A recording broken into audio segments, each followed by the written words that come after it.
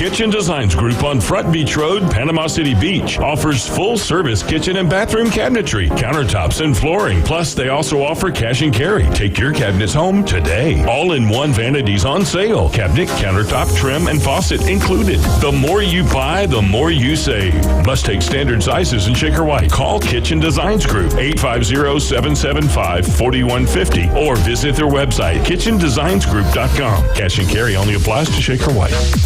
Bestway Portable Buildings has been your portable building specialist since 1989. Before you invest your hard-earned money someplace else, owner Jason Mulder invites you to stop by Bestway and get a quote on just about any size building. And whether you buy with Bestway or not, it's worth the trip just to meet Bestway Buddy. Say hello, buddy. Good boy. Bestway Portable Buildings, just north of Hartz Marine on 231, and online at bestwayportablebuildings.com. The best in portable, period. Tell them Buddy sent ya. Are you hungry for authentic Mexican cuisine? Then come to El Rodeo Tequila Bar and Grill, where we serve up the freshest, most flavorful dishes on the beach. El Rodeo Tequila Bar and Grill, a great location, comfortable atmosphere, and happy hour from 3 to 7. Buy one, get one free, regular margaritas and 12-ounce house drafts. And you're going to love their lunch specials Monday through Friday from 11 to 3. Plus live music Wednesdays and Saturdays starting at 5:30. El Rodeo Tequila Bar and Grill, Thomas Drive across from the Navy base. Electric scooters are fun, easy to use, and seemingly all over the streets. But several new studies find that e-scooters are also causing a growing number of serious injuries. One study by the CDC shows that 45% of those hurt have head injuries, while another 27% have broken arms, wrists, or hands. Half of those hurt say a pothole or a crack in the street caused their crash.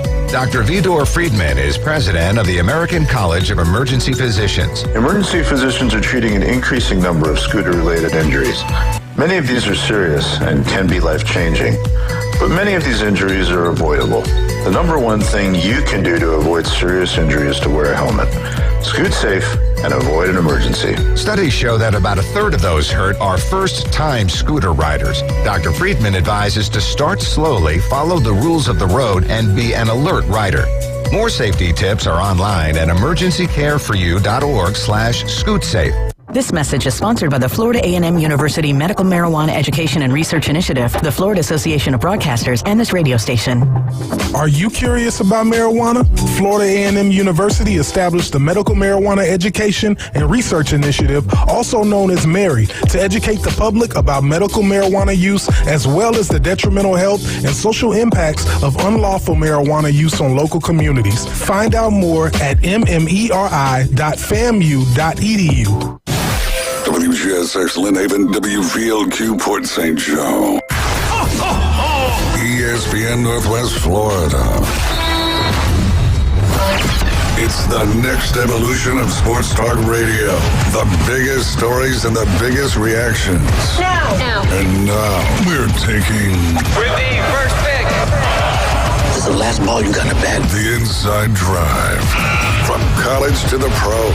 Interviews with the newsmakers, sports betting, your phone calls, and more. And now, The Inside Drive with Ryan Mulvey. Broadcasting from the Bill Kramer Chevrolet Buick GMC and Kramer Marine Outdoor Studios on ESPN Northwest Florida.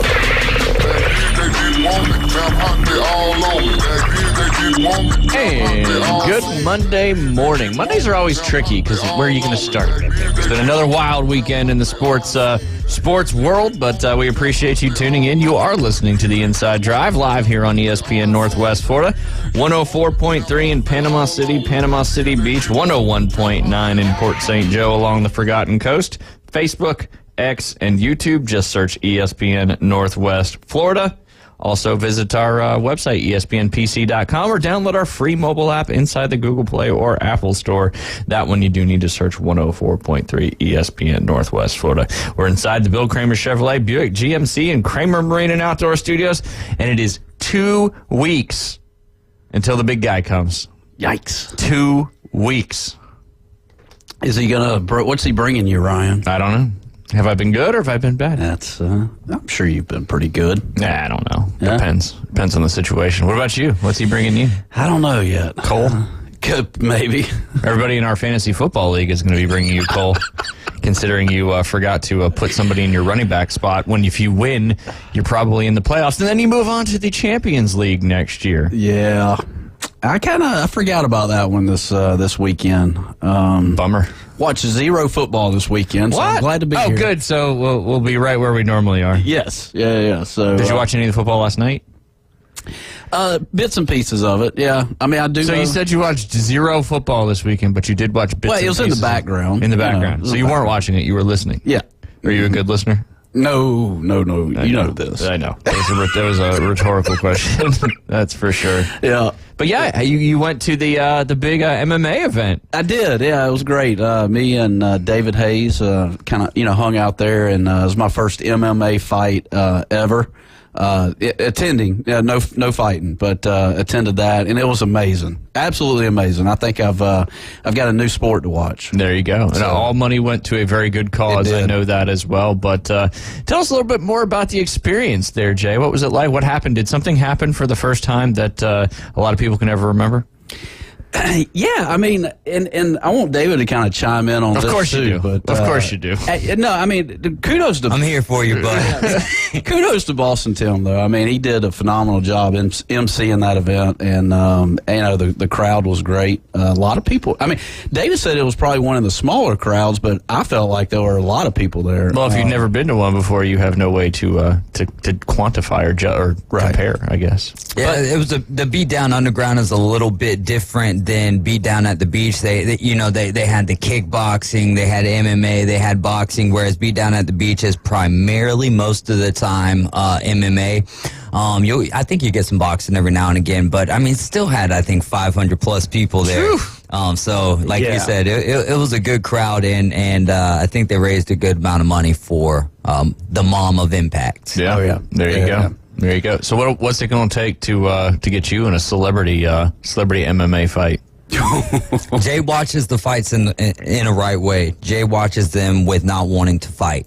Right, yeah. There's a lot of people who watch those fights that are like, I would be doing this, I would be doing that. Jay's just like, I respect that you guys are the ones in the octagon, which is the way I like to watch it, which is why I like to watch Fights with Jay. There you go. Fightswithjay.com.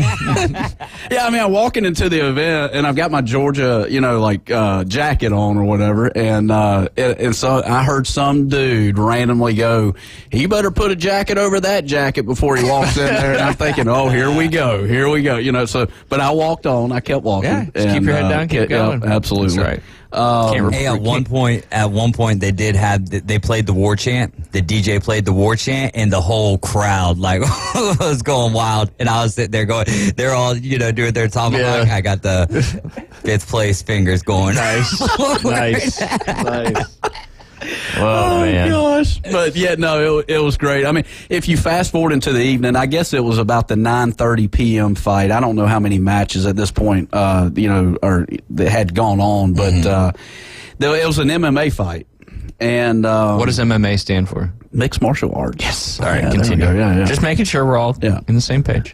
Which is totally different than kickboxing, obviously. I mean, like, these guys are just in it to win it. But, yeah, I mean, round one happened. I think they're in it to win it in kickboxing. Well, they are. All of the things where you get paid something to win, typically you're in it to win it. Actually, I think for some of these guys, they're amateurs, so they're doing this for the experience. Nice. Yeah. For future potential earnings. So round one comes for this MMA fight, and this dude just gets knocked down. I mean, you could hear him just hit the floor. Lights out? Lights out. CPI night time. Yeah. And I guess, like, they go to help him up, and I don't know if that's taboo in the MMA world or I don't think that it was taboo, because he was trying to get up, and it was like one of those where you know how it is when you see someone with like a flash knockout, they're like, okay, and then they're a little woozy, but they're trying to get up because they kind of recognize where they're at. This guy didn't recognize where he was No. at. I mean, he was on planet Mars. He was somewhere, and he was trying to gather his footing. And at this point, I'm up off my seat because I'm like, this guy, what's this guy about to do? And so he finally comes to while he's standing up, and the referee's in his face. And so he thinks he's still in the fight. Ooh. So he starts swinging on the referee. Okay, that makes more sense.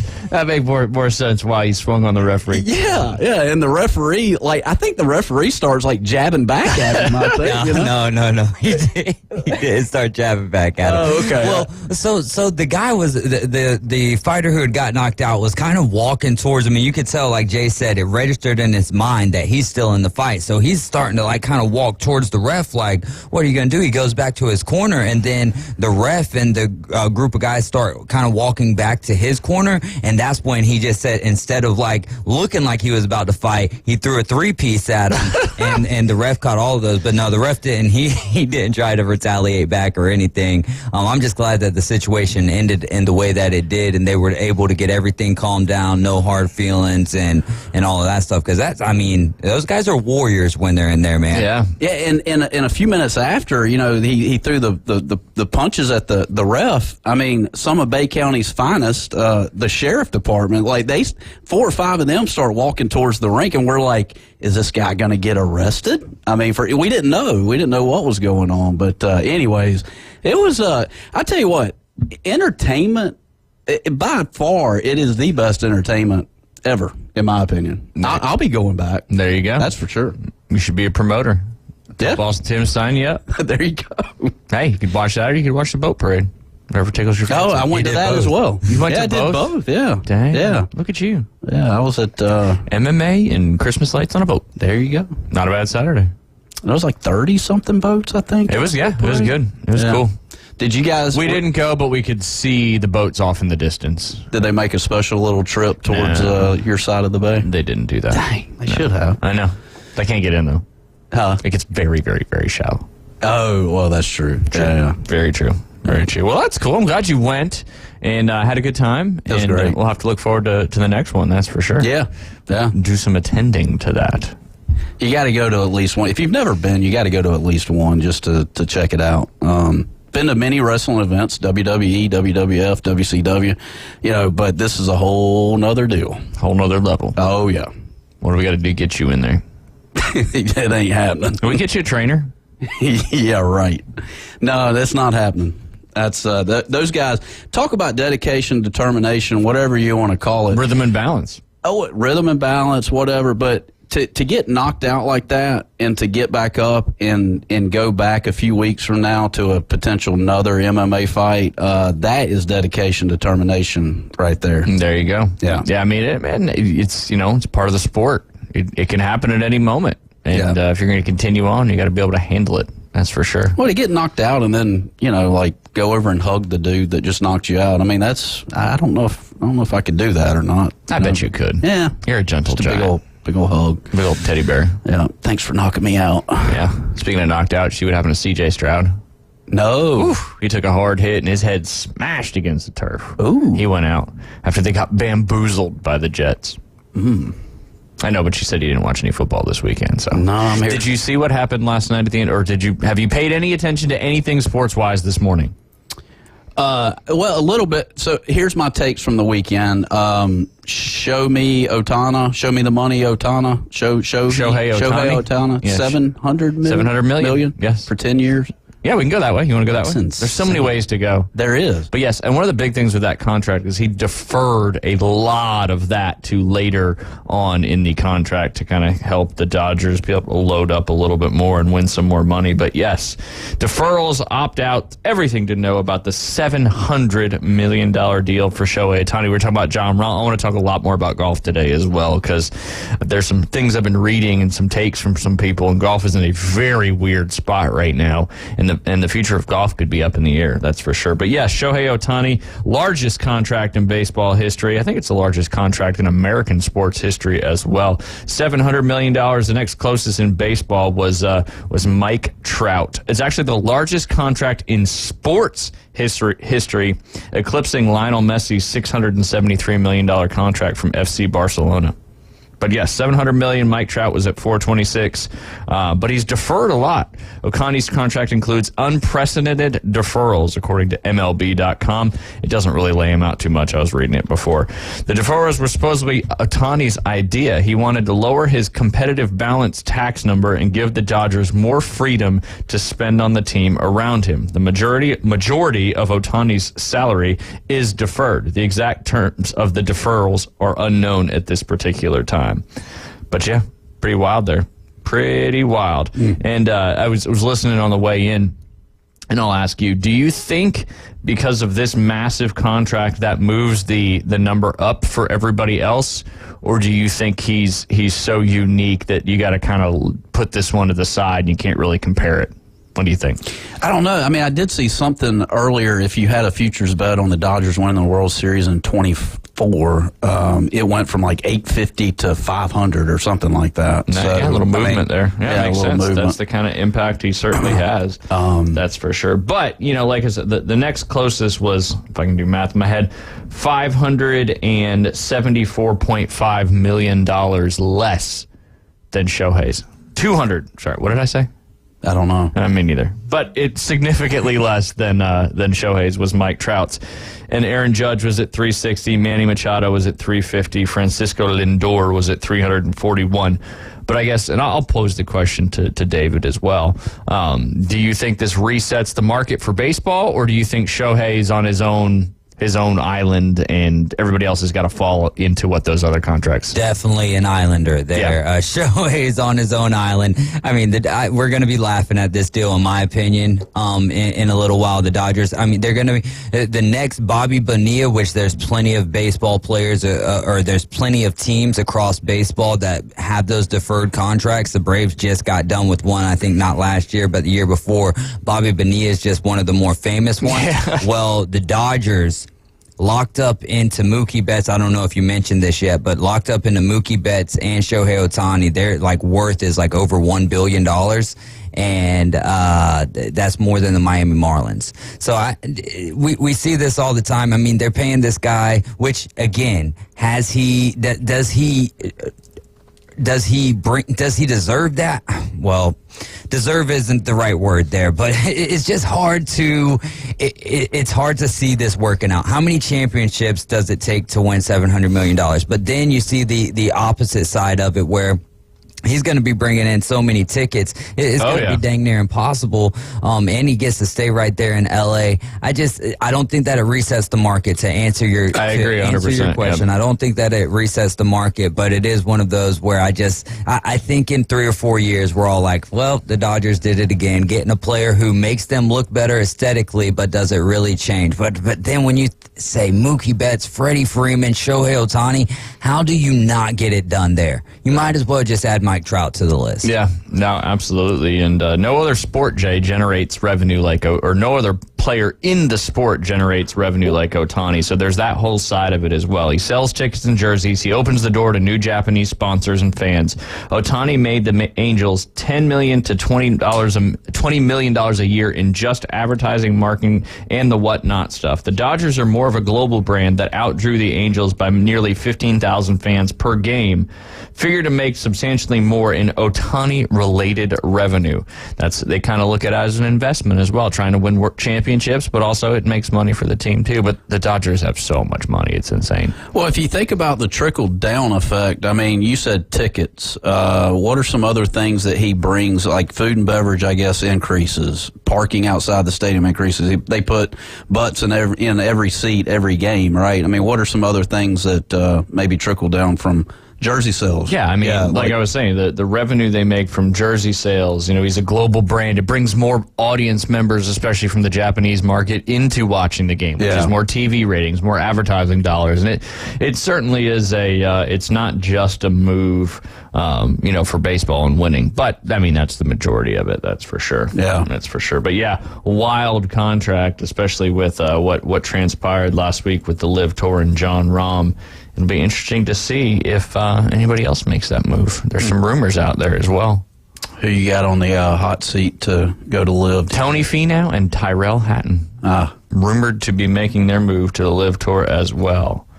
But yeah, it was. We'll talk more about this here when we get back from that break. I did have somebody that's been a guest with us on the show. If anybody's looking for a couple tickets to the Rose Bowl, he's got 2 of them. They're $1,300 each, which really isn't too bad. It's only 8 rows up from the field behind one of the end zones. So if anybody's interested in making that trip out there and got some cash in their pocket, I know a guy who's looking to move 2 of them. Michigan alum.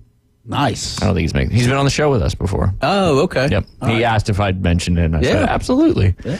Absolutely would I mention it. Christmas. That's a bucket list item. I'd love to go check that out. The Rose Bowl would be cool to see, and you can do it and go see Shohei as well.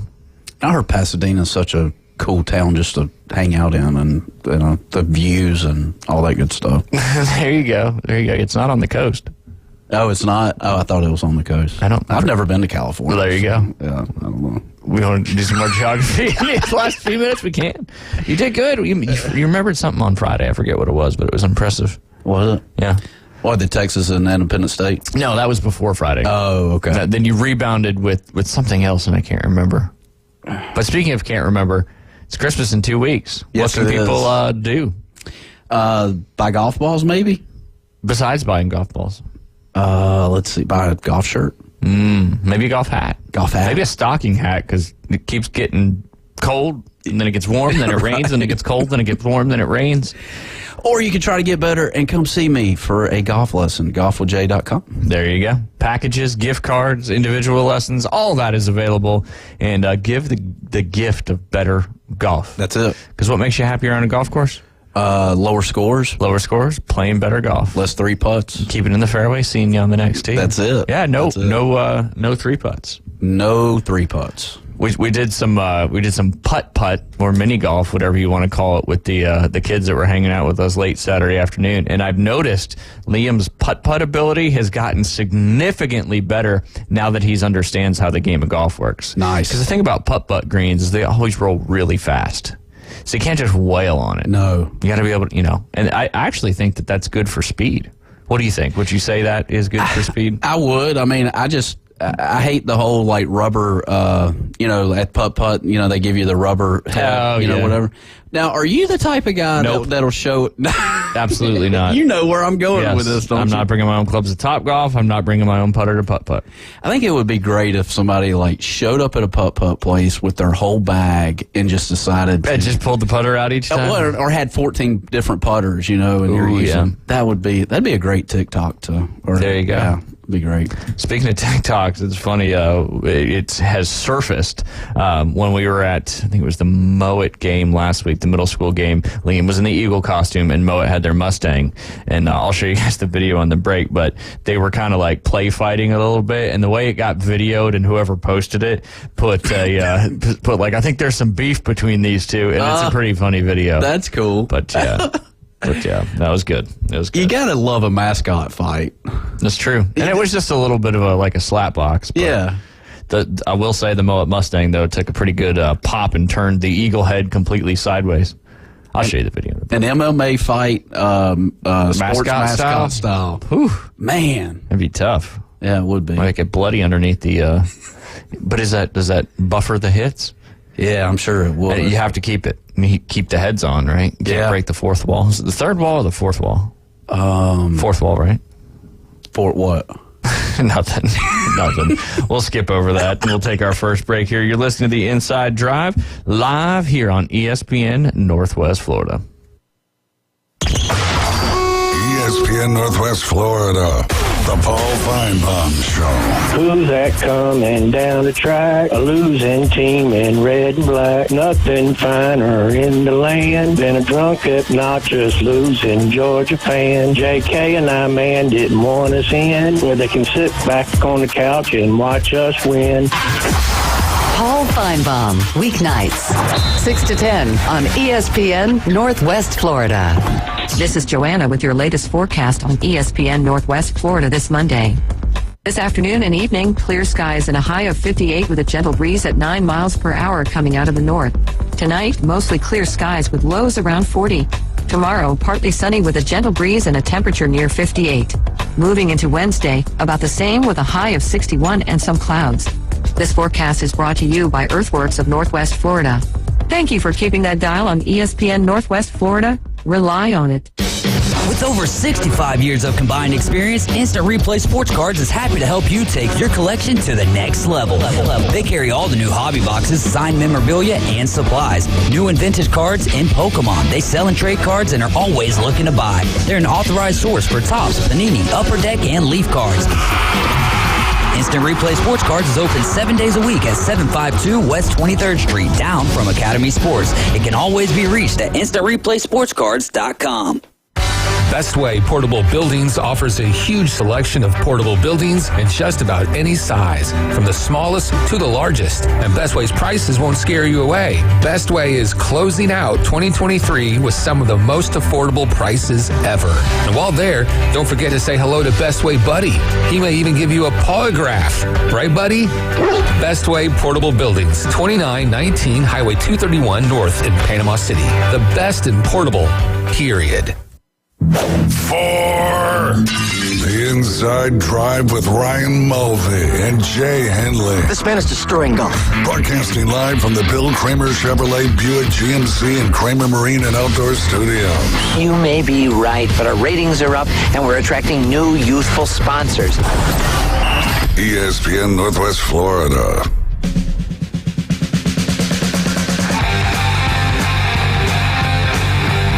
And welcome back. You're listening to the Inside Drive live here on ESPN Northwest Florida. Jay, we reported Jon Rahm went to the LIV Tour. Nobody exactly knows how much it was, but there's some report saying it was $566.4 million. There's some that was saying it was $300 million. Regardless, it is an absurd amount of money to come over there and play on the LIV Tour. But I want to talk to both of y'all about the future of golf and what does it look like. Because the more this stuff keeps going, you hear some things and you're like, okay, that might make sense. But let's talk about this a little bit, Jay. So this is a Twitter handle that's been shared around a good bit. Went out and said, safe to say pro golf as we know it is dead. It was apparent that the PGA Tour said that they were in negotiations with the PIF. Rahm's $600 million deal is a nail in the coffin. As a golf fan, these last 2 years have been incredibly frustrating. Here's what we're going to happen. I want to get y'all's thoughts on this. Pro golf will be an entertainment product with only 4 real tournaments a year. What would those 4 tournaments be, Jay? U.S. Open, PGA Championship, British Open, and the Masters. There you go. Yeah. The 4 majors. Like it or not, LIV is the main show where the top guys play, saying in 4 years from now. 54 holes, shotgun start, no cut, guaranteed stupid money, sell tickets, broadcasted on a real TV. Goal is to win the season-long team and individual championship. Think F1. Majors are still run by their respective organizations, 72 holes with a cut. Eligibility will be revised to current world rank and will be revised because current world rankings will be obsolete. PGA Tour turns into a feeder league. All other sanctioned tours become feeder leagues. Ryder Cup and President's Cup still exist. Eligibility changes happen. It's not good. It's not bad. It's just different. As much as pro golfers want you to believe they're worth $600 million, they're not. The Saudis drove up the price intentionally to grossly overvalue a golfer's worth, leaving them with very little choice to say no. Unfortunately, we live in a world where money talks louder than morals and ethics. It is what it is. $20 to $30 million purses are not sustainable without unlimited sovereign government funding. Prediction? That's what I just came back and said. It's dead. Pro golf is dead. What do you think about that? Do you think pro golf is dead, and do you think now it's changing into this entertainment factor with the majors just being the only true golf tournaments left? I do. I mean, it's all about the money, greed, whatever you may call it. But I mean, I don't want these championships to be watered down. You know what I'm saying? Well, and that's why I think, I'm glad you said that, watered down, because they're going to have to change. If they keep losing some of the top talent in the world to the LIV Tour, they're going to have to change the eligibility for the majors. Now, I know Jon Rahm, he's won the Masters. He's exempt for life in the Masters. He's got a 5-year exemption for all the other majors for the next 5 years. For the next 5 years. But there's this beef been going back and forth between Rory and Ian, and now Westwood's chiming in because Rory kind of said, hey, we need to get Jon Rahm on the Ryder Cup team because Rory he loves the Ryder Cup. That's like probably the thing he's the most passionate about. And with the eligibility requirements, supposedly if you're on the DP World Tour, you're eligible. And I think Jon Rahm's going to try to get back on that tour. But in order to have the best Ryder Cup, the best players in the majors, it has to be the best players in the world, right? Regardless of what tour they're on. Right. So do you think that they'll change? If we continue down this road, do you think the eligibility things will change to get all the best players in the world playing in these majors? I mean, I think so. It looks like to me you got the PGA Tour and LIV fighting this thing, right? Like, I mean, whatever it is. But then you've got the DP World Tour that's kind of your mediator. Right? I mean, they're kind of the ones in the middle of all this. Is that the way you conceive that, or no? But I get what you're saying. I mean, it's the PGA Tour and the LIV Tour, right? The DP World Tour is another one of the three big tours, and that's the European Tour. Yeah. They just played in South Africa, and I think the last 2 or 3 winners on the DP World Tour are LIV Tour members, which makes it kind of funny. But yeah, I mean, if you want the best playing the best, you have to get back to where everybody gets the World Golf Ranking points, and that's how it goes. Right. Or you create some kind of new ranking, because right now the World Golf Rankings, the people playing a LIV Tour get nothing because they're saying it's not the same tournaments, it's 54 holes, yada yada yada. But I guess getting back to my question, do you think professional golf is forever changed going forward? Yeah, it is. I think so. I mean, I hate to say this, but I felt like a year ago today, whenever they announced all this, right? I mean, I felt like LIV was more of like an XFL. It was one of those deals where, everybody was pumped up about it, and then it just kind of faded away. Now, a year later or however long it's been, now you just signed Jon Rahm, one of the best players in the world. That was kind of a statement of like LIV might be here to stay and whatever, in my opinion. Yeah. Here's where I think the PGA Tour, and this is something Dan Rappaport had posted this yesterday, whatever the 9th was. I think that was Saturday. He said, I kept coming back to the fact the PGA Tour never owned the 5 biggest events in the sports, the 4 majors and the Ryder Cup, that left them uniquely vulnerable to the right challenger. And that challenger came with a lot of money. So do you and we've talked about this, right? When the LIV and all that really started getting going, and you're talking about the major championships, the Masters is the Masters. The U.S. Open is the USGA. The Open Championship or the British Open is the RNA. And then the PGA Championship and the Ryder Cup are run by the PGA of America, not the PGA Tour. So if you're still getting those best players, if you can have guys that can qualify for that, like, what was it? I know Brooks won one. Was there another LIV guy that won another major? Or was it just Brooks that won the major? Because Rahm won the Masters. Yeah. Brooks won the PGA. Wyndham Clark won the U.S. Open. Yeah. I can't remember who won the British or the Open Championship. I can't either. It's okay. It doesn't really matter. Because I think it's a PGA Tour member. Well, Greg Norman caught the PGA Tour sleeping, in my opinion. And whoever's done the marketing for the PGA Tour, to me, is not. Is Jay Monahan completely to blame for this situation? Perhaps, yeah. I mean, Brian Harmon. Brian Harmon, yeah. Georgia, yeah. Imagine that. I was. Yes. Oh, yeah. Thank you. That is right. That's right. I overlooked him. No pun intended. Oh, you're making fun of how tall he is? Yeah. That's not very nice. That's not very nice. But no, think about the marketing that came out. I have this on my mind. The marketing that came out for the PGA Tour back in the day. Do you remember? These guys are good. These guys are good, but do you remember the different things that were on a commercial where it's like, what are these guys thinking out there? And it's keep your head down. All these swing thoughts, right? Like, yep. Do you remember that? Yeah, I do. That was the worst. They were putting like the quotes and all that all the stuff. quotes, like flying around their heads and stuff. Yeah, I do remember that. And that's the worst marketing thing I've ever seen for the PGA Tour, because that is not one iota of what a PGA Tour player's thinking when they're out on the golf course. No. They're thinking about none of that stuff. They're thinking about where they're going to hit that ball. Exactly. I mean, maybe they're thinking tempo at best. But I think PGA Tour has not done a good job marketing, in my opinion. And I think Norman, and here I am kind of like giving a little thumbs up to LIV here, but they've saw PGA Tour sleeping, like I said, and they come in and doing some crazy things. I think if Monahan would have went about things a little differently when LIV first emerged and didn't pin the PGA Tour against LIV Tour, like LIV's bad, and went about that a little differently, and then also started to, instead of completely blindsiding all the players, and when they engaged in this PIF potential merger, I think if he didn't do all that, we wouldn't be where we are today. That's right. So in my opinion, I think Monahan's actions have led to the potential future of the golf world completely changing. David, you're obviously you're not in the golf business. You look at golf kind of from the outside a little bit, but do you think the future of golf is moving to this entertainment world, and the PGA Tour as we know it is potentially dead? I don't think that is potentially dead, because I think that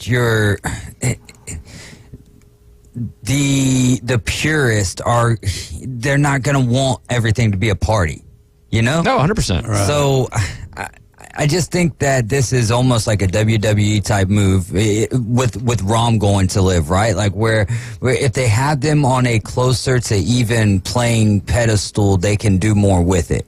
And in order for that to happen, they have to put LIV over. Yeah. How do you put LIV over? You get more of the stars over there. I don't think that. I think golf is in a better place if both of these tours are in a competition. Yeah. Of some sort. And didn't they have the merger or whatever? Well, the merger hasn't gone through yet, and that's where this Rahm thing going over there kind of throws a wrinkle in it. But you can't, the PGA Tour can't sustain the competition against the LIV Tour because of the financial backing. Yeah. So that's where I was talking to somebody over the weekend, and I was like, I think they just come together and just create one big, and that's what Norman's wanted with this whole thing. Everybody's wanted a global golf tour. Mm-hmm. And a lot of people are saying, well, the money's all in LIV, and if the PGA Tour doesn't start pumping the money into that, you're going to get more guys going over there and whatever it may. I don't know. Just a wild time in golf. It is. I mean, it's a good problem, I think. I mean, if you look at it. Unless you're a purist. Yeah, well, yeah, that's true. And then But it's an entertainment thing. I mean, Topgolf, that is nothing but pure entertainment. And, 100%. That's something that didn't exist 15 years ago. I mean, Topgolf's only been around 15 years ago. Our good buddy Hefner, I remember he called me in like 07, 08 and was like, dude, because he's from Dallas, and that's where it all started. Yep. And he told me, he said, man, you've got to invest in this Topgolf. It's going to be huge. And of course I didn't, but I should have.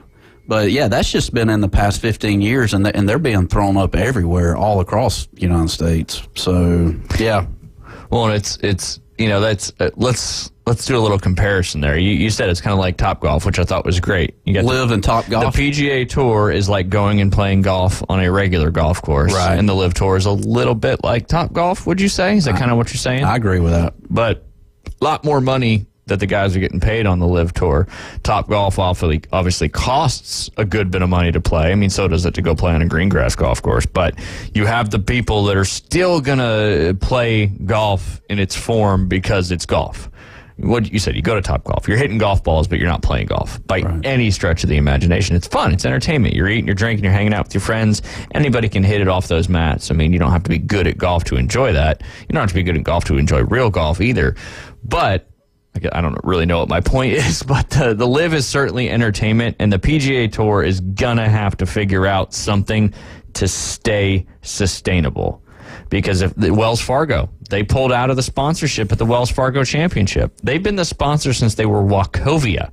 And that's one of the bigger stops on the PGA Tour. That's up there at Quail Hollow. It's not a major. They've played majors at Quail Hollow, but that's one of the bigger events that, and I know I'm sure it'll be an elevated or signature event, but I don't even know what the schedule is going to look like at this point. And here we are 2 weeks from Christmas. Kapalua starts that first week in January, and that's supposed to be a big elevated event with the Century Tournament of Champions. It's just got to be wild right now if you're part of the executive team of the PGA Tour trying to figure everything out. Yeah, and you're looking at it from all these guys that's moved over to LIV. I mean, a lot of them were born at night, but not last night, in my opinion. But they've weighed out their pros and cons. Obviously, they've got financial advisors, they've got swing coaches, they've got a team of people that work for them, and the PGA Tour, what have they done to try to keep these guys? I mean, they haven't, I don't think. Well, and that's where when Monahan when the LIV thing first happened, he tried to pin the LIV Tour as, if you go over here, you're supporting 9/11, yada, yada, yada, tried to make it so bad. But the PGA Tour didn't do anything to keep people from going other than, kind of play that moral game and make it, if you go over there, you're a horrible person. And then that's obviously backfired now when he came back and blindsided them. But, you've got a lot of people heading over there. Well, and then let's go back a little bit of history here. But like when they started losing players, I think the PGA Tour just all of a sudden came up with these, tens of millions of dollars to do like an in-season tournament, right? But they don't have the money to do it. That's where the PIF merger came from. Right. Is they need, and that's kind of what that one guy was saying. You don't have a sovereign government backing funds where they've got unlimited money to pump these purses up. Like you said, these guys got to make decisions, and I'm sure John Rahm's like, I don't know what the future of the PGA Tour is going to look like. Right. But if I go over here, and how he talked about wanting to rewrite the rules and all that stuff, and he said, if I go over here and then everything changes where I can get eligibility to play in like I said, he's already eligible to play in the majors for the next 5 years, but if he can rewrite it so players on the LIV Tour can qualify with some ranking system, whatever it may be, and he got all that money, I mean, that's like a win-win for him, 100%. He can say it wasn't about the money, it was about, growing the game of golf and all that.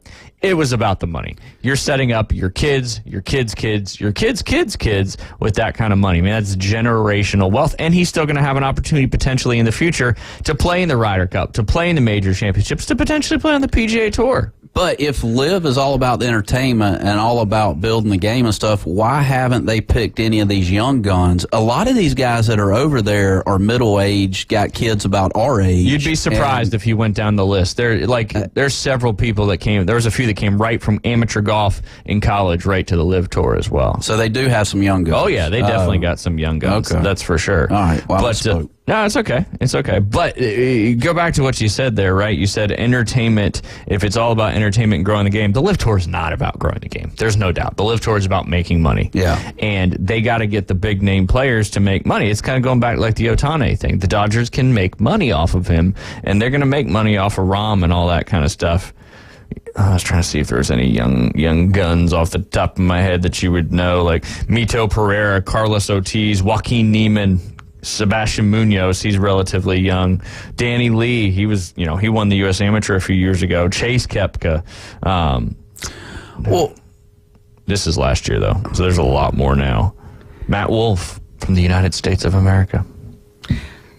I don't want to I didn't want to step into it, but we are part of, I'm part of the PGA of America. Which is not the PGA Tour. Which is not part of the PGA Tour.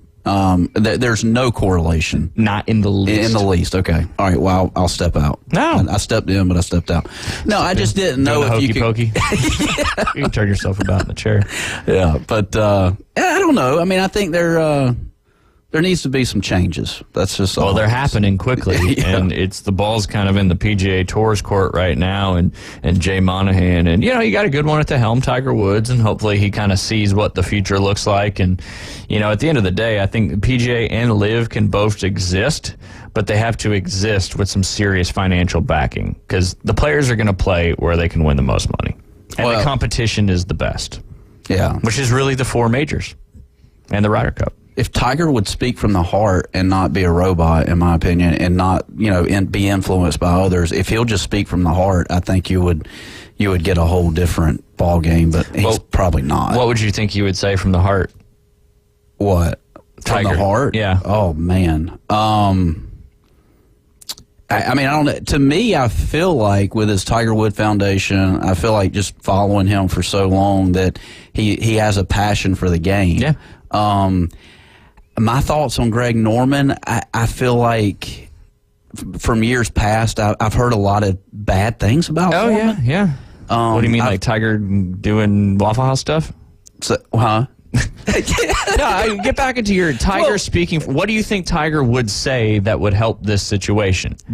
just to get back to the grassroots of golf, and let's take the money and the greed out of it, and let's get back to playing the game. I mean, that's why Bobby Jones, if you go back to Bobby Jones' era, he had the ability to go out and beat anybody every day and be a PGA professional and take money from these, and play professional golf. Yeah. But he loved the game so much from a passionate standpoint till he decided to stay an amateur golfer. Yeah. And it seems like we've moved away from all of that, and we're chasing the American dollar, well, the Saudi dollar, the almighty dollar, regardless of where it is. Yeah, and that's what I thought you were going to say when Tiger speaking from the heart. But I don't really know where his head is in all this stuff. I don't either. But I kind of knew you were going to say that. Like, let's get back to golf. Let's make the focus on playing golf and growing the game of golf instead of who can get the biggest purse and who can get all the players. Yeah. Which I think is a great point. I made a point Friday about the golf ball. Everybody talks about pace of play, playing 4 hours and, whatever. But the thing is when you start selling golf balls for $70 a dozen, people become emotional towards their golf ball. Yeah. And what's crazy, too, is the places that sell those golf balls don't even make hardly any money on selling golf balls, which is what's wild. It's like, golf balls are so expensive. Well, it's the manufacturers that are charging the wholesalers a lot of money to buy those golf balls. I know the gross margin on these golf balls. Golf it's balls not a do lot. not move the needle. That is for sure. No. But speaking of the needle, we got to go ahead and take our break. You're listening to the Inside Drive live here on ESPN Northwest Florida. ESPN Northwest Florida. The afternoon underdogs. Michigan. They cheated. They cheated all season. You can't really assess their talent or their record. Secondly, the Big Ten is just really weak. They didn't play anybody outside the Big Ten that had any reputation. Having them won and having them in it all, I think, is as big of an issue, probably even bigger than Alabama being in. 4 to 6 weekdays. 104.3 ESPN Northwest Florida. PCB Hobby, the beach's premier hobby store for sports cards, comics, coins, and trading card games. PCB Hobby carries the largest selection of boxes and packs from the latest releases of brands like Topps, Panini, Leaf, and more. Looking for a specific player or team? PCB Hobby has a wide assortment of raw and graded cards. They carry parallel rookie, game used, and autographed cards in both modern and vintage. Have a collection you want to sell? We buy, sell, and trade. PCB Hobby on Back Beach Road, just east of Florida Linen. Call 850-320-8388. Visit the newly remodeled Mid-South Lumber Hardware and Feed Store in Youngstown. They have a full line of plumbing, electrical, hardware, and tools for your DIY home projects, as well as lumber and animal feed. Now offering not only baby chicks and a full line of poultry supplies, but also bunnies and parakeets. They also carry a wide selection of Duplin wines and gourmet products so you don't have to drive to the beach. Come see us at Mid-South Lumber on Highway 231 in Youngstown. Y'all listen up. Let me tell you something about group meals from Rudy's Barbecue. It's got all you need for all the folks you gotta feed, smoked meat, sides, and more. There's everything down to the tablecloth, just like the one that you see at the store. And a bridal shower, it's better than flowers. And a long distance meeting, it'll pass the hours. It'll feed all the cousins at a family function. It's better than potluck at a church luncheon. Next time you need to feed 10 or more, call and order a Rudy's group meal. Next in line. And now the Inside Drive with Ryan Mulvey. We're going to have a talk. Tell me what you know. Broadcasting from the Bill Kramer Chevrolet Buick GMC and Kramer Marine Outdoor Studios. It's a frantic noise. ESPN Northwest Florida.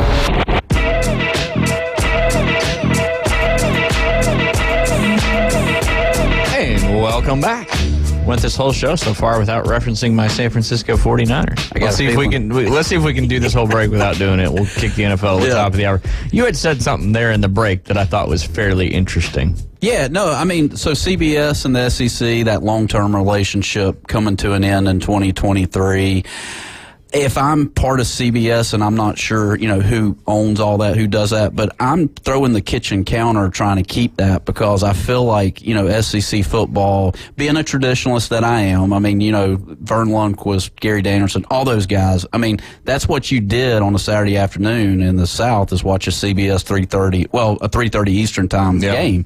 I don't understand that whole, and, kudos to ESPN, right, for getting that, gathering that information or gathering that up. But I mean, what the heck, man? So could you say kudos to the PIF for gathering all that other stuff? Because I'm going to make a weird comparison because I like what you said. Is ESPN, the Disney, the networks that are paying these hundreds of millions of dollars to broadcast all the games? Because what, David, SEC is now exclusively ESPN, ABC for the next Lord knows how many years. Right.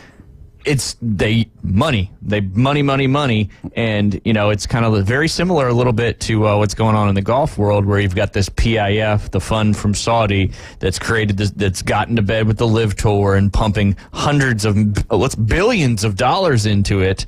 And is the PGA Tour now going to do a CBS and go with the PIF money because they have to just sustain. Right. Now, CBS didn't do that. I should have said like ESPN, not like CBS. Right. Because ESPN's pouring all this money into to make money. Yeah. And that's what the PIF's whole goal is. Yeah. But the PGA Tour's got to find an income source to be sustainable, in my opinion, if they continue to not have the best players in the world competing in their events. Yeah, it's eventually going to happen. You pick up guys like John Rahm. It's like the bully situation. The bigger companies corner the smaller companies, and then all of a sudden they tap out. Yeah. They're like, all right. And, you gather one more guy like Finau or somebody like that. That could be he's a very popular guy. He is. Very popular guy. Yeah. But yeah, it's a good point. Look what Amazon's doing right now. They're pretty much the monopoly for shopping, and they're putting a lot of these small places out of business. Support local. That's why I don't participate in Amazon. You're telling lies. No, I don't. No? I've never ordered anything from Amazon. You have not ordered off of Amazon. I wouldn't even know how to do it. That's not surprising, but you haven't pulled it. Wow. I'm proud of you. Hey, I can't say the same. Support local. It's time. Time. Yeah, support local, 100%. Has it got to a point now where you can get something and order it in the morning and get it in the afternoon? Has it gotten that? It's gotten close where you can get something the next day. Okay. Without paying the next day air fees and stuff like that. Because there's so many of these distribution warehouses all over the country. Massive. It's wild how it all works. So there's people out there right now that I guess probably don't do grocery shopping and all that kind of stuff. 100%. Man, that's just weird. I enjoy grocery shopping. I do too. I love it. Yeah. Anyways. I went grocery shopping last night after the Niners game. Did you? See, I got one in there. I referenced the Niners game. What'd you go get? Groceries. What'd you, a lot for the week. Yeah, it's for the week. I got Sunday's grocery day. Yeah. Mix it in with NFL football. Groceries and laundry on Sundays and football. Now, if the 49ers would have lost, would you have still gone to the grocery store? Yes. Would you? You have to. The outcome of the Niners game does not impact the grocery shopping. Okay. But anyway, you know who won the Heisman? David Hayes gave me a little update Saturday night. Did he? He did. Jaden Daniels. There you go. Jaden Daniels joins Joe Burrow as the only LSU quarterbacks to win the award. What do you think? I think that FSU only held Jaden Daniels to one touchdown. But FSU, as David Hayes said, is number 5. It's a distribution of fan bases. It's like, okay, LSU did not make the Fab Four or whatever, the Championship Four. So we're gonna hand off the Heisman Trophy to the LSU Tigers, and we're gonna give everybody a little piece of the pie, if you will. That's my thought. So who do you think should have won the Heisman? I would say Penix. Why? And I'm not saying what you're saying is right or wrong. I just like to hear you elaborate on things and get inside the mind of Jay Henley. Great quarterback, better than Jaden Daniels. I don't know what the stats look like, but I've don't look at the stats, because that's kind of what got Jaden Daniels. So Jaden's better stat-wise statistically, but if you start going down the statistical rabbit hole, some things certainly change. But it's kind of the same thing as last year, right? Caleb Williams won the Heisman Trophy. USC was not in the college football playoff. It was, here's your national championship. I had my Heisman list. Let me pull up my Heisman list. Jay, say something entertaining. That's it. I don't know. You got me. Come on.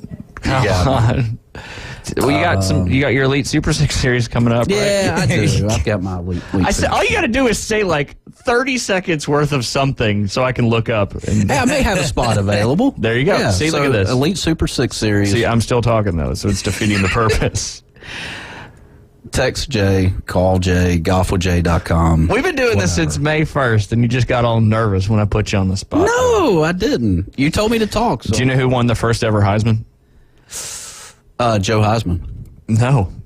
No? No, that was Joe Theismann. I mean, Joe Theismann. And he did not win the first ever Heisman. He probably wasn't alive yet. Jay Berwinger for Chicago. He went to Chicago school. He was a running back. He was a senior. That's all I got. All right. What I'm going to do is flash forward to now and Joe Heisman is going to live on in my head forever. in infamy. And there's going to somebody's going to be asked that. Don't Choking spit on out my your Dr. Pepper all over the studio. Somebody's going to listen to this, and then somebody's going, trivia question at a bar. They're going to say, Joe Heisman. That is not correct, sir. All right. I did hear a good joke over the weekend, though. Is it airworthy? Yeah. All right, tell it. See, this is what you could have done when I asked you. I know. I was thinking about it. What do you call 3 cows? I don't know. Lean beef. What do you call what do you call a cow with no legs? I don't know, but I should. Ground beef. What do you call what do you call a 2-legged cow?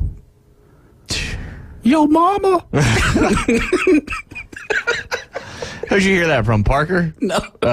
Do you remember the Your Mama jokes back in the day? The kids still do it. Do they? Oh, yeah. Oh, my gosh. I love the Yo Mama. Yep. Yeah, anyways. All right. That was it. That was good. All right. I don't get why the first one was, what do you call 3 cows? I think he meant a cow with 3 legs. Oh, yeah, I'm sorry. I said that. Yeah, 3-legged I get it cow. now. Yeah, lean beef. Yeah, until he went to the second 4 one, legs. yeah. I'm like, okay, or a cow with no legs. I'm like, I got it. But Yeah, I got confused what right is- off the get-go. 3 cows, lean beef. Well, I mean, all right, then. I was like, I don't understand it. Yeah. It's like, what do you call a girl with one leg shorter than the other?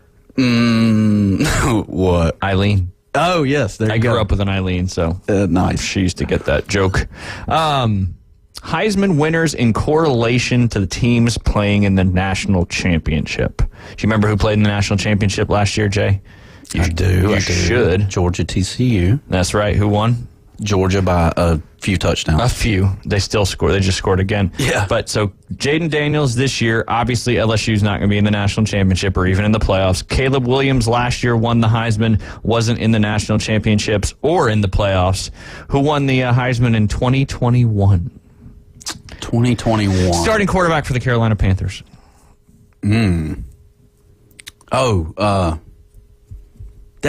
You got this.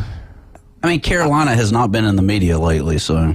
Yeah, but their quarterback beat you guys one time in a game that didn't matter as much, where he couldn't beat you in the game that did matter as much. And we're talking college football at this point. Dang, man. It's okay. It's Bryce Young. Right, that's who I was thinking. That's exactly who you're thinking. So Alabama was in the national championship that year against Georgia. We all remember what happened, 33-18 in that one. The Heisman winner from the previous year, I'm not even going to ask you. I'll ask David Hayes, and he'll know it right off the top of his head. Devonta Smith. That's it. Who plays for what NFL team? Yeah, the Commanders. The Philadelphia Got Eagles. the division right. Hey, NFC East, which we'll talk about when we get back from the break, but we don't have a break right now. So and that was 2020, right? And Alabama was not in the national championship. Were they in the playoffs that year? 2020, they beat Ohio State. Oh, sorry. Devonta Smith had like a huge monster game. Yeah, they beat Ohio State 52-24. Sorry, I was looking at 2020, which is actually the 2019 season. So, yes, so Devonta Smith was the Heisman winner that year, played in the national championship. National championship in the 2019 season was LSU at Clemson. Who won the Heisman that year, Jay Henley? Man, you talking to the wrong person. We referenced it a few minutes ago. What team did Tua. No. What do you say when it's cold outside? Burr. Joe Burrow. This is like word association with Jay Henley. It's kind of fun. So Joe Burrow won the Heisman that year. LSU won the national championship over Clemson. The 2018 season national championship was Alabama and Clemson. Clemson won that national championship. The 2018 Heisman Trophy winner, I think they played in the playoffs this year. I don't have that right in front of me. Was Kyler Murray from Oklahoma. Not sure if Oklahoma played in the playoffs that year or not. The previous year was Baker Mayfield. He won the Heisman in 2017. The national champion in 2000 for that season was again Alabama. That was the overtime 26-23 game. But they could have been in the playoffs that year too. I can't remember. When the year Baker Mayfield won, they definitely were in the playoffs because that was the Rose Bowl against Georgia. Ooh, that was an epic game. Like one of the best games, maybe one of the best Rose Bowls since Penn State and USC when Sam Darnold was there at USC. I mean, I don't know. We've had some good ones. Who was last year? Was it Utah and Ohio State? Yes, Ohio State came back with a vengeance. Yeah. Lamar Jackson won it in 2016 season. Obviously, Louisville was not in the playoff or the national championship. The 2015 season was won by somebody you traded in our Bay Point League. Complete collusion. And if I would have saw that, I would have shut it down as a commissioner. Still disappointed as in myself. I feel like I let down the entire Bay Point Ballers Fantasy Football League. Just give a little transparency, not even behind how the trade happened or anything, but the parameters of the trade. T walks up to Jay and says, "Hey, I want to make a trade." Jay hands her his phone, and then we have Derrick Henry being traded from Jay's team to T's team, who is in second place in our league right now for... Who was the player? Guyton. Yes, Justin Guyton. Call me Greg Norman the Shark. I'm like Sir Mix-a-Lot, man. No, you're not a shark. It would have been a shark if you did it the opposite way. I'm stirring the pot, if you will. I like everybody gets a player. Everybody gets a player. But he went Greg Norman on him, which is that was pretty good. If I lose to T because of Derrick Henry, we're gonna have some words. Oh boy! Hopefully that doesn't happen. But we got to take a break. Yeah. Basically, my point was, it seems like the majority of the time since the college football playoff, your Heisman Trophy winner was in the playoffs or the national championship, except a few times. So that's kind of getting back to what you were saying when you said Michael Penix. But anyway, you're listening to The Inside Drive. When we get back, what are the Chiefs going to do, Jay Henley? What are the Chiefs going to do? Patty Mahomes was very upset last night. You're listening to The Inside Drive. We'll be right back. It's the PCB Hobby Takeover with Todd. Mondays at 5:20 on ESPN Northwest Florida. That is a very high-end card and very rare. Todd talks about coins, trading cards, collectibles, and the amazing stories behind them. It was the first one that's ever come through my door. Plus, we'll be taking your calls and questions at 850-215-6290. The PCB Hobby Takeover. A platform for you to do your hobby. Mondays at 5:20 on the Sports Talk Monster. ESPN Northwest Florida. This is Joanna with your latest forecast on ESPN Northwest Florida this Monday. For this afternoon and evening, clear skies and a high of 58 with a gentle breeze at 9 miles per hour coming out of the north. Tonight, mostly clear skies with lows around 40. Tomorrow, partly sunny with a gentle breeze and a temperature near 58. Moving into Wednesday, about the same with a high of 61 and some clouds. This forecast is brought to you by Earthworks of Northwest Florida. Thank you for keeping that dial on ESPN Northwest Florida. Rely on it. Bill Bird Kia is giving you holiday savings during the season of giving back. Take your next holiday adventure in a brand new Kia. Now offering 1.9% APR up to 48 months on the purchase of a new 2023 Kia Sorento. You'll get the perfect balance of comfort, safety, and technology. Bill Bird Kia is the home of the 20-year, 200,000-mile warranty. Stop by and see us at 2435 East 15th Street or anytime at Bill Bird Kia, PanamaCity.com. We'll treat you like family and give you the peace of mind you can trust. Offer from Kia Finance America for the purchase of a new 2023 Kia Sorento with $2,165 per month per 1,000 financed and 48 months. Quality is limited. No down payment required. Cannot be combined with other finance offers. The 20-year, 200,000-mile warranty is a Bill Bird Kia warranty. See dealer for complete details. Offer for well-qualified buyers. Must take delivery from dealer stock through 1/2/24. The Panhandle's destination for live play-by-play. WGSX Lynn Haven, WVLQ Port St. Joe, ESPN Northwest Florida. The only place to get sports betting coverage on the radio. Is this legal? Broadcasting from the Bill Kramer Chevrolet Buick GMC and Kramer Marine Outdoor Studios. It's the Inside Drive with Ryan Mulvey on ESPN Northwest Florida. Sky rockets in flight. Afternoon delight. Welcome back. Good afternoon. You're listening to the Inside Drive live here on ESPN Northwest Florida, sitting inside the Bill Kramer Chevrolet Buick GMC and Kramer Marine and Outdoor Studios. Jay, where can you find Bill Kramer GM and Kramer Marine and Outdoor? Corner of 23rd and Frankfurt. Right there on the corner of 23rd and Frankfurt Street. Lots of new vehicles in stock, and they're all discounted right now, just in time for Christmas.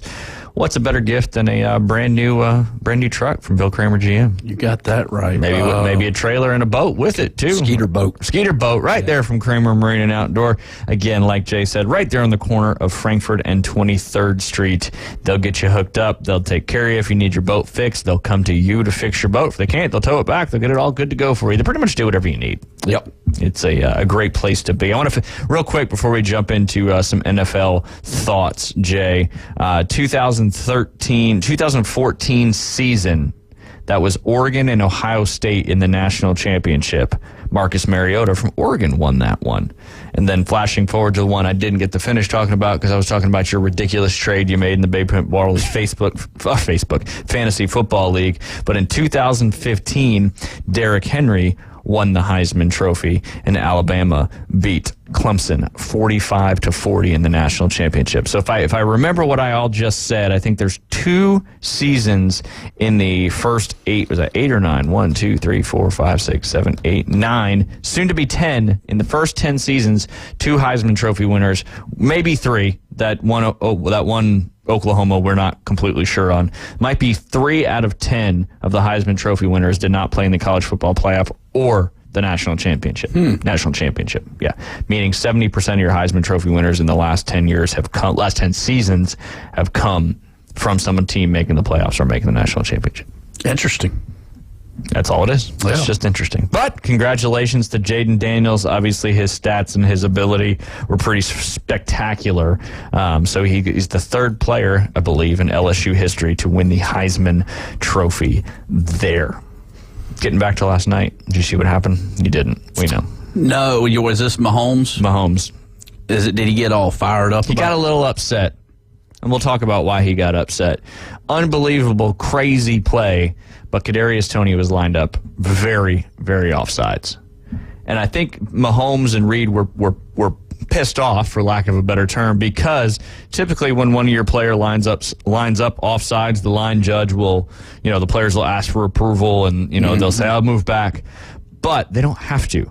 And they also said that he was lined up so far offsides that it was kind of egregious, so to speak. And the refs don't know what's going to happen in the play.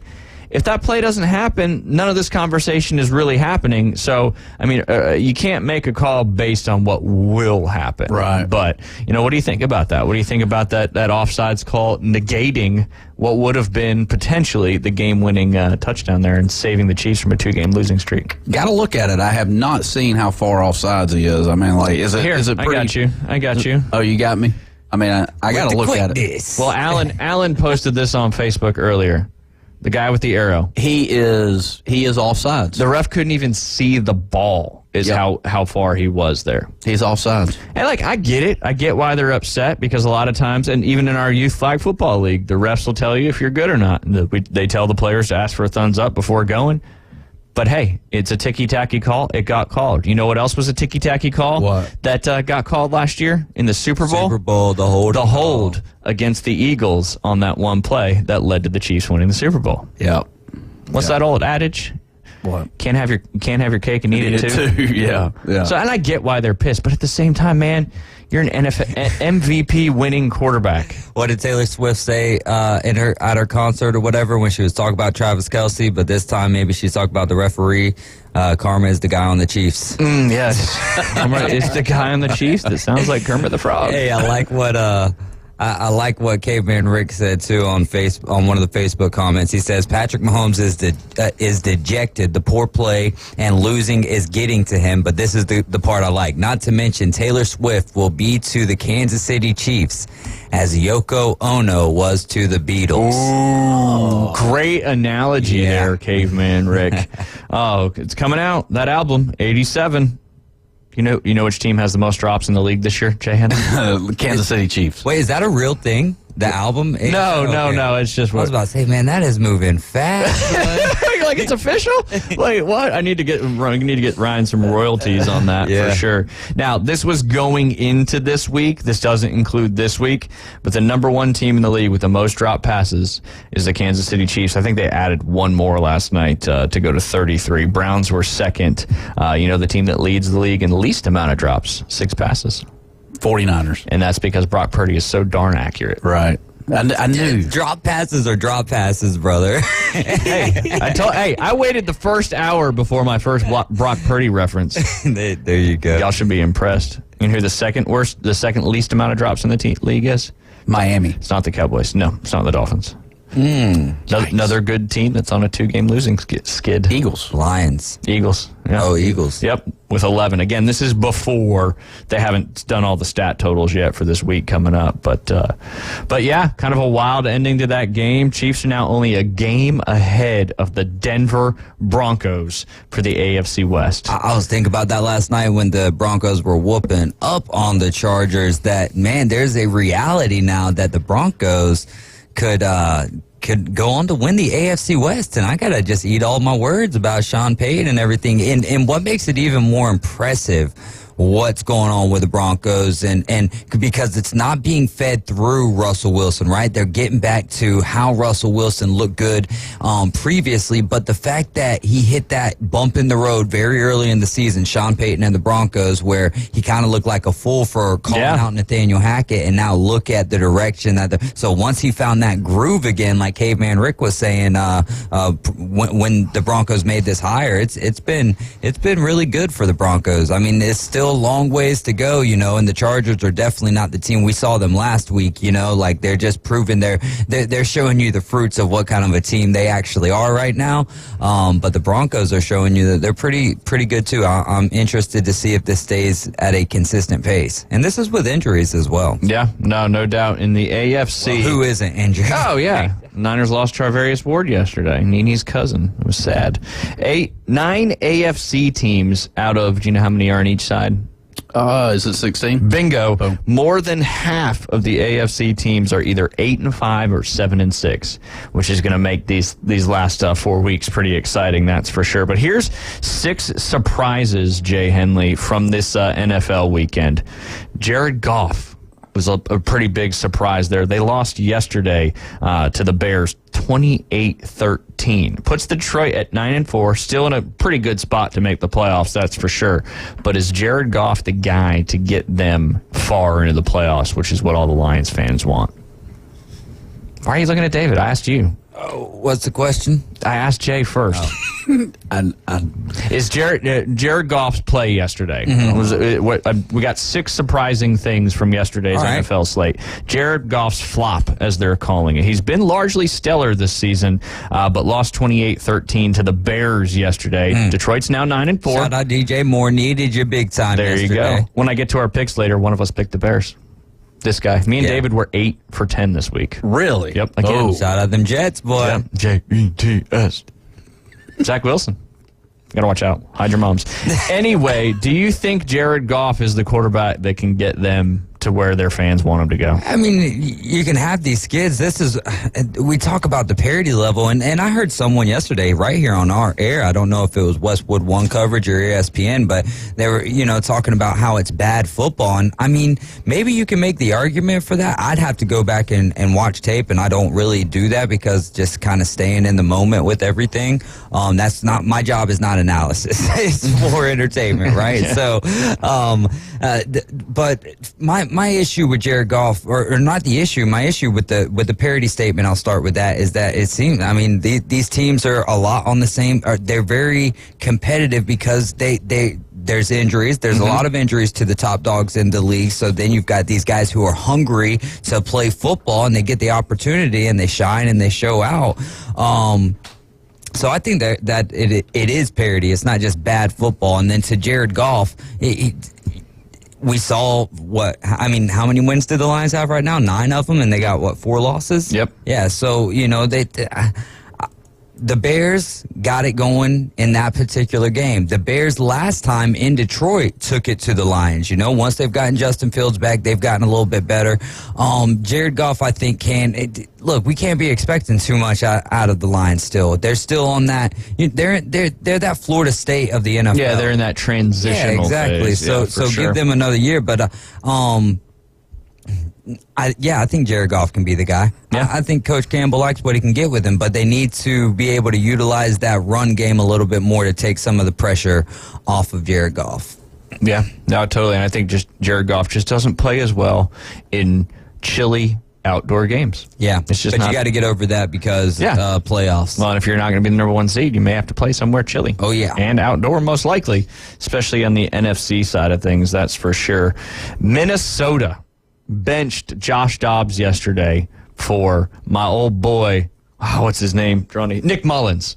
Nick Mullins from the Niners. I've seen a lot of Nick Mullins, unfortunately, or fortunately, however you wanted to. Do you know what that game ended in, Jay? Did Mullins? The Minnesota Vikings and the Las Vegas Raiders games. I still can't. I feel like this is going to be an exciting. The most exciting part of this game was the very final play of the game. No kidding. 58 minutes and 3 seconds. It was 0-0. No way. Kid you not. Is this a dome game too? It was in Vegas. Yeah. Oh my gosh. Well, that's not a dome though.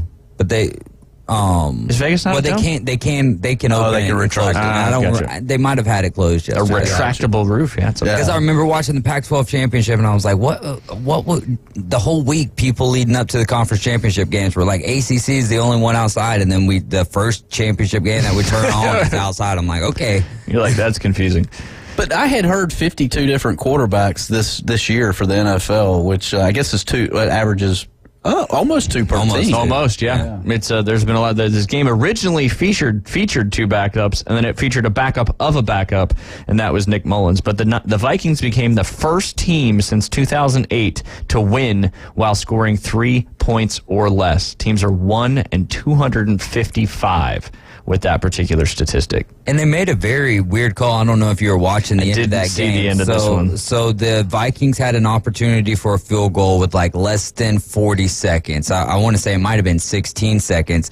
And they line up for the field goal, which would have put them up 6-0, right? So then the Raiders would have had less than 20 seconds to go down the field with no timeouts, score a touchdown. They line up for the field goal, and then the holder just goes to block. They snap it right to the kicker, and he just pooch punts it. And then so the Raiders return the punt up near the 40-yard line, and then they throw. So then they line up for their play. There's 7 seconds left, and they could have an opportunity to get get in field goal position, get out of bounds, and they and tie the game with a field goal. Instead, they throw a little post pattern to Devontae Adams, and then the fun begins with trying to lateral it back, and it didn't work out. But that was the most exciting part of that football game. Wow. Yeah, there's been a few of those laterals. Actually, in 3 games featured a lateral. It was the lowest scoring game ever played indoors. Again, back to the indoors. So then it was indoors. It must have been, it must have been closed roof for that one. It was the lowest scoring game since a fellow 3-0 score in 2007, which featured the Pittsburgh Steelers and the Miami Dolphins, but that was in a monsoon. Pretty wild stuff there coming out of but if the Minnesota Vikings, they're only a couple games back now in that division lead, and they're hanging in there. That's for sure. Interesting. But who's their quarterback going forward? That's the bigger question. And what's going to happen with Justin Jefferson? Because he went to the hospital yesterday is what I read. I don't know what has happened, but it was his first game back in a while after that hamstring injury. And and then he went out with a chest injury, and he went to the hospital. Oh, geez. Yeah, so we'll see what happens. The next one, Joe Flacco. Who would have ever thought when we started this season we'd be talking about Joe Flacco going 26 for 45 for 311 yards and 2 touchdowns in Cleveland's now 8-5. Go ahead, David. Oh, I just had my hand up, but I was reading about Allegiant Stadium. So I guess the lighting or the way that they have the lighting just makes it look real, but it is 100% domed. So Oh, okay. That Pac-12 championship definitely looked outside, man. It's those LED lights that have the daylight color. There you go. There you go. Very, very. But yeah, how about Flacco though, man? That was wild. When was the last time him and Stafford like on the same day were you balling out? Just crazy. Even though the Rams didn't get the win, but man, Stafford took some hits in that. Man, he was hurting. That's for sure. But yeah, Cleveland won 31-27. They staved off the comeback from the Jags with, which was very surprising that Trevor Lawrence played in that game with just suffering a high ankle sprain only 6 days ago. Now, don't know if his 3 interceptions were in that reason, but the Browns, they got an elite defense in my opinion, and if Flacco can get cooking like he did yesterday, they may have a little bit of chance to they're in the playoffs right now, but maybe win a game or two, and we'll see what happens. I know Jim Brandt is excited, being the big Browns fan he is. They've been through a lot, and who would have thought that Joe Flacco would be the one playing football for them right now? Was he about your age? Probably. He may be older than me. Really? He's probably 38. Which is what my age is, so that would be pretty darn close. Yeah. But yeah, they've had Deshaun Watson, DTR, PJ Walker, who they just cut, and now Joe Flacco. It almost seems like they play a little bit better. Yeah. With Flacco, because the defense is so good, and if Flacco just doesn't put them in precarious situations, which he did have 2 turnovers yesterday. He did, yeah. So. But yeah, I mean, Deshaun Watson's contract is guaranteed, though, right? Yeah, Deshaun Watson probably doesn't care. Yeah. He's like, I'm just going to keep not playing, not getting hit, make all that money. Let Joe Flacco do whatever he wants to do. I get all that money, and I sit up here and get paid just watching from a press box. Yep. Unlimited massages. Yeah, there you go. When you have that kind of money. Jalen Hurts and the Eagles' downturn. Is that surprising to anybody? I'm gonna put a little cap on this first. Everybody was talking about the Cowboys earlier this year. Are the Cowboys not very good? When the Niners went on their 3-game skid, are the Niners not very good? Now the Eagles have lost their last 2 to arguably 2 of the best teams in the NFL. I don't think they're on a downturn, in my opinion. It just looks like Jalen Hurts is either hurt or something's weird. Just watching him play in the last few games very closely, he's just not making the crazy throws and extending plays like he used to. And I don't know. What do you guys think about the Eagles? I think what was one of those things that stood out to you in that 49er streak? The tough teams that they played. Leading up to it, their schedule's been brutal. Right, the Eagles right now, Bills, Chiefs, 49ers, Eagles, like at some time you kind of run out of gas and you have to be able to refuel. Now that sounds excuse-laden, but I think it's just true nonetheless. Yeah, they've been on a brutal stretch, that's for sure. Dom's got to come back, man. I think Dom's got to do it. Hey. Yeah, they're going to keep losing if Dom's out. There you go. It's as Put the simple pads as that. on. Yeah, put the pads on Dom. He's not going to be allowed on the sidelines Change anymore. the contract. Yep. Dre Greenlaw did get fined, I think, $10,000 for that. Or dropped on the bucket. How about that play that he made last night with the that was the lateral that y'all had in that game. Yeah. When Fred Warner was tied up by DK, he lateraled it, and then all mayhem came loose in that one. DK got tossed. Lenore got tossed for jumping back in there. Niners Seahawks hate each other, though. They hate each other. I wonder how that game would have went had Geno been playing. I think it would have been worse for them. Yeah, I think Drew Lock played fantastic. Yeah, he did. He extended plays. They needed to get the ball down, especially when Mooney Ward went out early in the game. He's our best cover corner, and then you had Ambry Thomas and Lenore splitting time on DK. I think they should have just kept trying to air the ball out at DK. Guy can make some catches, that's for sure. He's so large. Who's the bigger Debo? Is it Debo of 49ers or Debo from Friday? Which one's the bigger one? Well, Debo from the 49ers is like my height. No, is he? He looks huge. He's not. He's like 6 foot. Oh. Yeah. Never mind. Yep. So I would say Debo from Friday is bigger. I got you. But I will say Debo from the Debo from the Niners is considerably faster. Yeah. And his lower body strength is his big thing. His yak has to be like plus 10 or something. I don't know what I'm throwing a number out there, but I mean he just seems like he just runs through people. He does. Nuts. Debo from Friday, Tommy Lister Jr., 6'5". 6'5", like pushing 3? Or does it list his... it's okay. Height. And yeah, Debo's only like 6 foot. Yeah, 6 foot, 216, I believe, for Debo. Since you said something about yak there, Jay Henley, I'm going to throw out a little Brock Purdy defense stat because that's what I live for. So 40, okay. The lower the percentage, the better in this situation. This is prior to yesterday's game, but 48.6% of Brock Purdy's passing yards this season are coming from yards after catch. That's less than each of the past 3 MVP winners. Aaron Rodgers in 2020 was 52.2. Aaron Rodgers in 2021 was 52.7. And Patty Mahomes last year was 54.3. Wow. Which means of their total yards, that percentage came after the catch. Now, I'm not saying that the Niners don't have a ton of yards after the catch, but he also leads the league in airtime, in average airtime per pass as well. So, but that's because all the passes he throws to Brandon Ayuk and that stuff too. But we'll get back to I was going to talk about the 2-1, which we've already kind of talked about Patrick Mahomes' meltdown just a little bit. And then the number one is Zach Wilson. What a comeback he had in that game here. They won 30-6 over a very good Houston Texans defense, and that snapped their five-game losing streak. And it looked like they actually just let Zach Wilson finally, throw the ball a little bit and have some fun. But why do you say hide your moms when you say Zach Wilson? Oh, because he's notorious for that whole, would he wear some kind of shirt or something like that? Yeah. I don't know specifically what it was, but yeah, he said something in a press conference or something, or on the sideline. Oh, it was, no. Apparently he had some sort of relations with his mom's friend. Oh, that's right. That's right.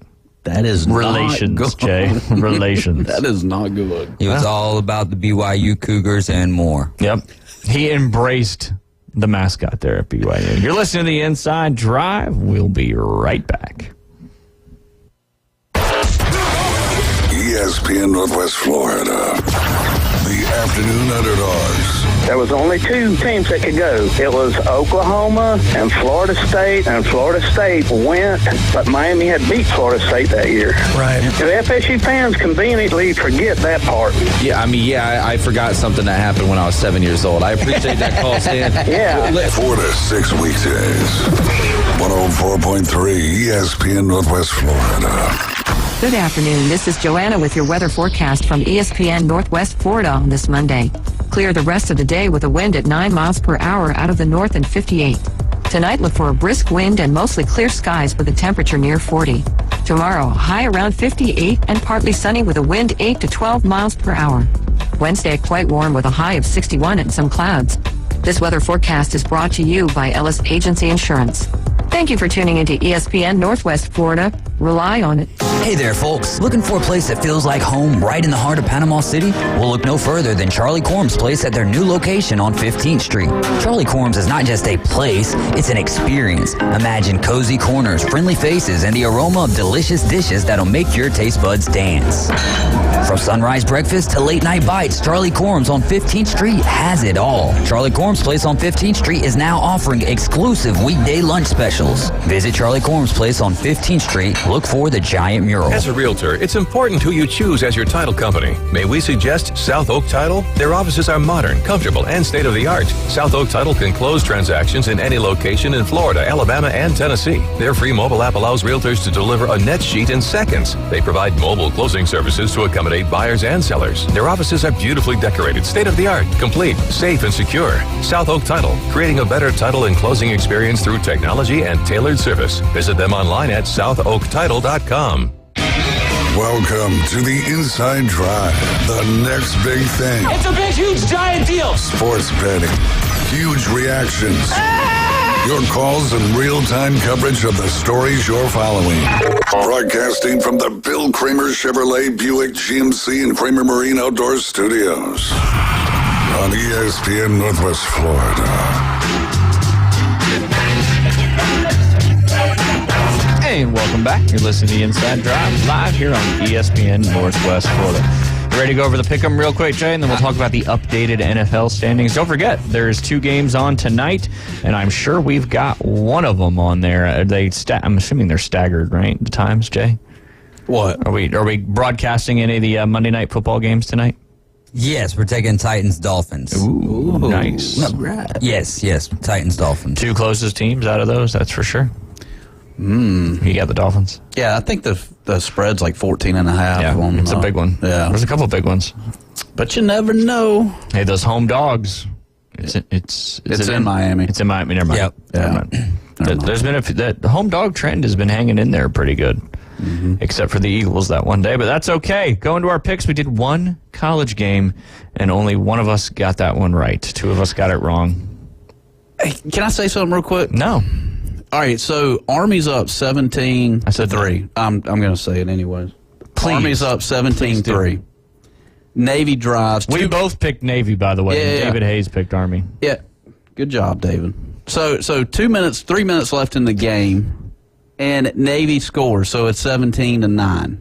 And then the Navy head coach goes for 2 points, which made no sense. Like, can y'all help me out with this? Why does he go for 2 points? 17-9 versus 17-11 versus 17-10. Is that what it would have been? It is a new analytical trend where if you're down by 2 touchdowns, the reason you would do that is because if they score again, you're pretty much out of luck anyways, right? Yeah. Or you might be out of the game anyways. But when it's kind of in the fourth quarter, you're down by 14 points. The reason you would do that is because if you miss it, you're down by 8. You're still within one position. Okay. If you get it, then if you get the ball back and you score again, then now you just got to kick a extra point and you win the game. To win, yeah. So it's one of those things where it's an analytical move. Do I like it? Personally, I think that you make that move when you're a big underdog. Yeah. But if you're, and what I mean by underdog is not the betting odds or anything like that, but are you even supposed to be that game, especially in college football?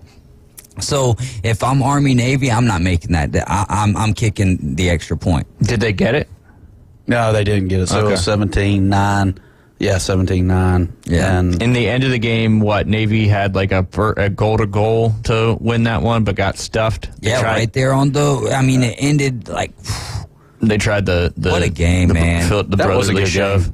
And the end of that game is always the best part of that game. There's so many great parts, leading up to that game, during the game. But when they're singing at the end, it's good stuff. Yeah, it's good stuff.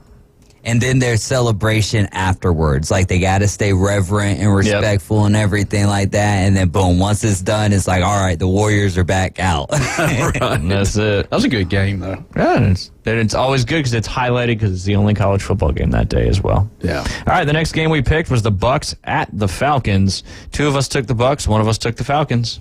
Bucks got the dub in that one. Thank you, Jay. You're welcome. You went with your old team. Remember, though, when we were making that pick, I said, whatever Jay's picking on this one, I'm going opposite. That worked out good. I'm helping T. I'm helping D. Hayes. Hey, man. No, that's straight up collusion. That's not help. That's collusion. I'll give you the definition of it here in a little bit, as it relates to fantasy football, not just in general. I got you. All right, Lions at Bear was the next one. I took the Bears. Y'all took the Lions.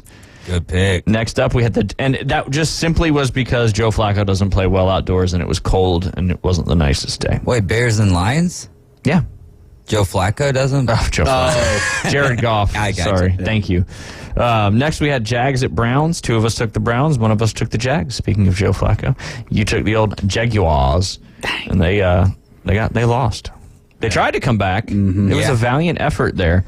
Trevor Lawrence was just, I don't know if it was miscommunication with the receivers, but there was a lot of overthrown balls where it just looked like he was like, someone's down there. Which ankle was the ankle with the high ankle sprain? Was it his right ankle? Which that would make sense if it's his drive ankle. Yeah. I want to say it is because I'm trying to picture when that Trey Hendrickson moment happened, and I want to say that was on his right side. Yeah, I was shocked he played 6 days after a high ankle sprain, but I'm sure once all that juice in his leg wore off, it was pretty painful. Mm-hmm. But he threw 3 picks, but they had a chance. They fought back, only lost by 4 in that one, but that interception late in the game led to that extra 3 points that the Browns got, which ended up being the difference. David Hayes with probably the best pick of the week. Titans at Jets. Jets demolished the Titans in that one. And C.J. Stroud did go out, but he didn't go out until late in that game. Texans.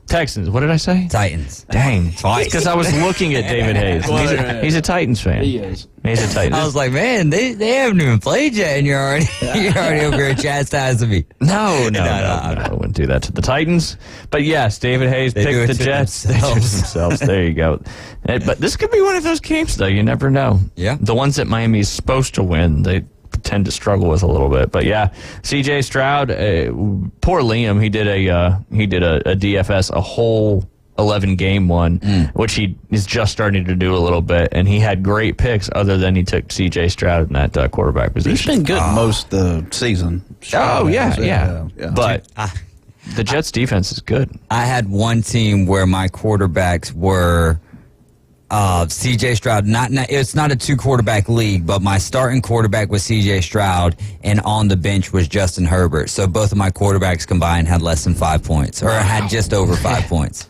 Who would have thought? Yeah. Now, Herbert's got a broken finger on both hands now, right? It doesn't look like he's going to be playing on Thursday. If both of them are the middle fingers, and he's got to have them taped up all the time, just walking around. So disrespectful, young man. He should be nicer than that. But yeah, I think it's his index finger, which is, other than your thumb, probably the most important finger as a quarterback. Yeah, I would think. And just in general in life. How often do you think you use your index finger for stuff? It's like all your fingers, though. You know what I mean? You're one of them. Jay, cut off your pinky and let us know how it goes. Oh, no. I love my fingers. Now, your pinky in your hand, I think, is a lot different than your pinky toe. Your pinky toe is like your balance toe. If you lose your pinky toe, you fall over. No kidding. Not literally, but it is very important to your balance. I'd be lean beef. 3 legs. I still don't quite get all that. Rams a 3-legged cow. It'll be leaning. Yeah, lean beef. What'd you call the 2-legged cow? Yo mama. Yeah, the 4-legged. A cow with no legs is ground beef because it's on the ground. Yeah. That's not very nice. If you miss mamas. Yeah, right. And if you mess up the first part of that joke, the rest of the joke is not going to make sense. That's why I know. Now that he said the yo mama thing, I get it more. But when he said it before, I was just trying to understand what the first one meant. Me too, brother. I was right there with you. You got it though. I didn't. Yeah, but I still didn't know until you started questioning. And I was like, all right, yeah. Rams at Ravens, like David was saying earlier. Matthew took a beating in that game, but showed a lot of perseverance. Went into overtime. Game ended up being that's the second overtime game this year in the NFL where you've had a walk-off punt return for the win, and the Ravens did that. We all three of us picked the Ravens. All three of us picked the Niners in that one. Niners took care of business, but beat the Seahawks. Deebo Samuel now owns the all-time record for rushing touchdowns by a wide receiver. You were talking about him earlier. He's got 19. Wow. Touch my bike. Nice. Friday. Next Friday? Friday. The original. Okay. The OG Friday, not next Friday. I just want to point out that, remember when we were talking about the Ravens and the Rams, and both of us took not only the Ravens to win, but the Rams to stick within the 6.5 points. Yep. Ravens to win, Rams to cover. And there it was. Bills Chiefs. This is what kept me right there within 2 of David Hayes, because David Hayes took the Chiefs. We both took the Bills in that one, and we talked about it at length earlier, and the Chiefs didn't get that one done. And the Bills are good in that first half. The second half, they look terrible. Imagine what we would be talking about. Oh, it'd be one of the greatest plays of all time. I mean, that is, when he did that, I think I was talking to my brother, or I was talking to Terry or something. I wasn't focused on the game, and as soon as he caught the pass, I'm watching, and when he throws it back, I was like, what in the world? Taylor Swift's got this man out of his mind, you know? And then, what a great play, though. It was a great play design. Heads up is all get out. Yeah.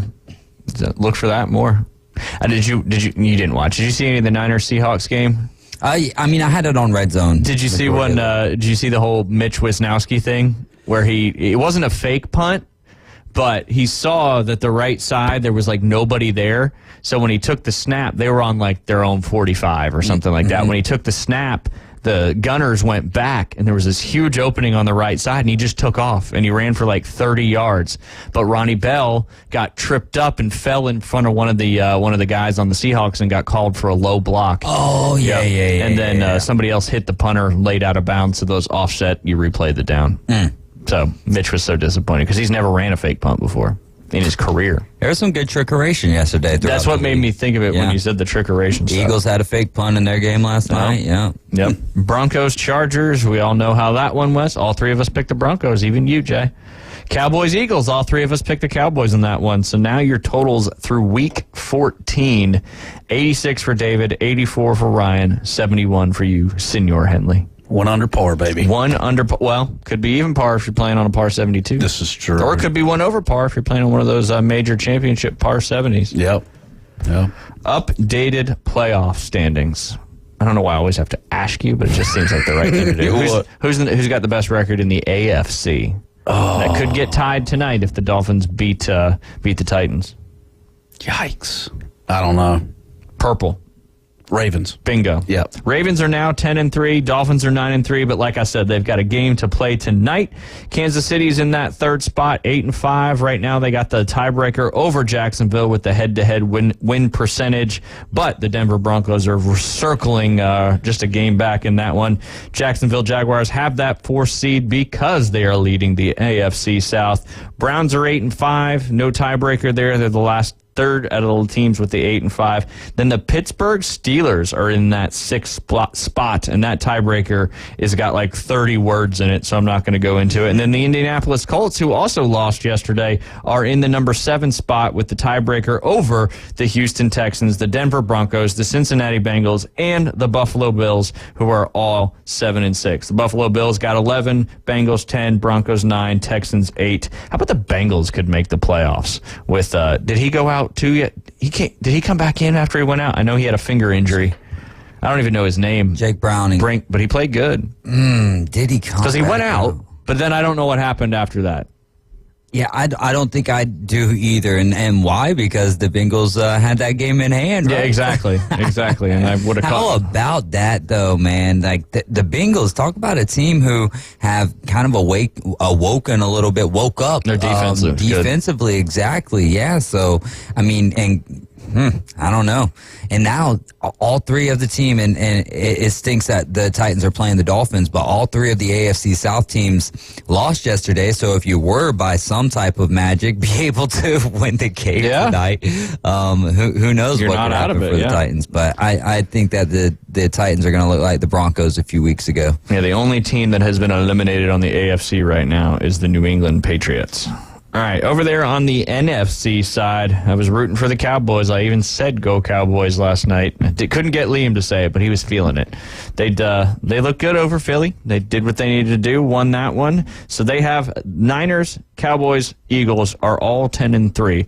Niners own the tiebreaker on the head-to-head against both the Eagles and Cowboys in that one. So Niners pretty much control their own destiny at this point. They continue to win. They win out. They'll be that number 1 seed. Obviously, if they slip up, it depends on what the Cowboys, Lions, and Eagles do. Like I said, Cowboys own that number 2 spot. Right now, they have the tiebreaker over Philadelphia based on best win percentage in divisional games. But I did read if the Cowboys and the Eagles both win out, the way the records go, the Eagles will own the tiebreaker for best conference winning percentage because the Eagles beat the Cowboys earlier this year and then the Cowboys beat the Eagles. So the head-to-head is a wash.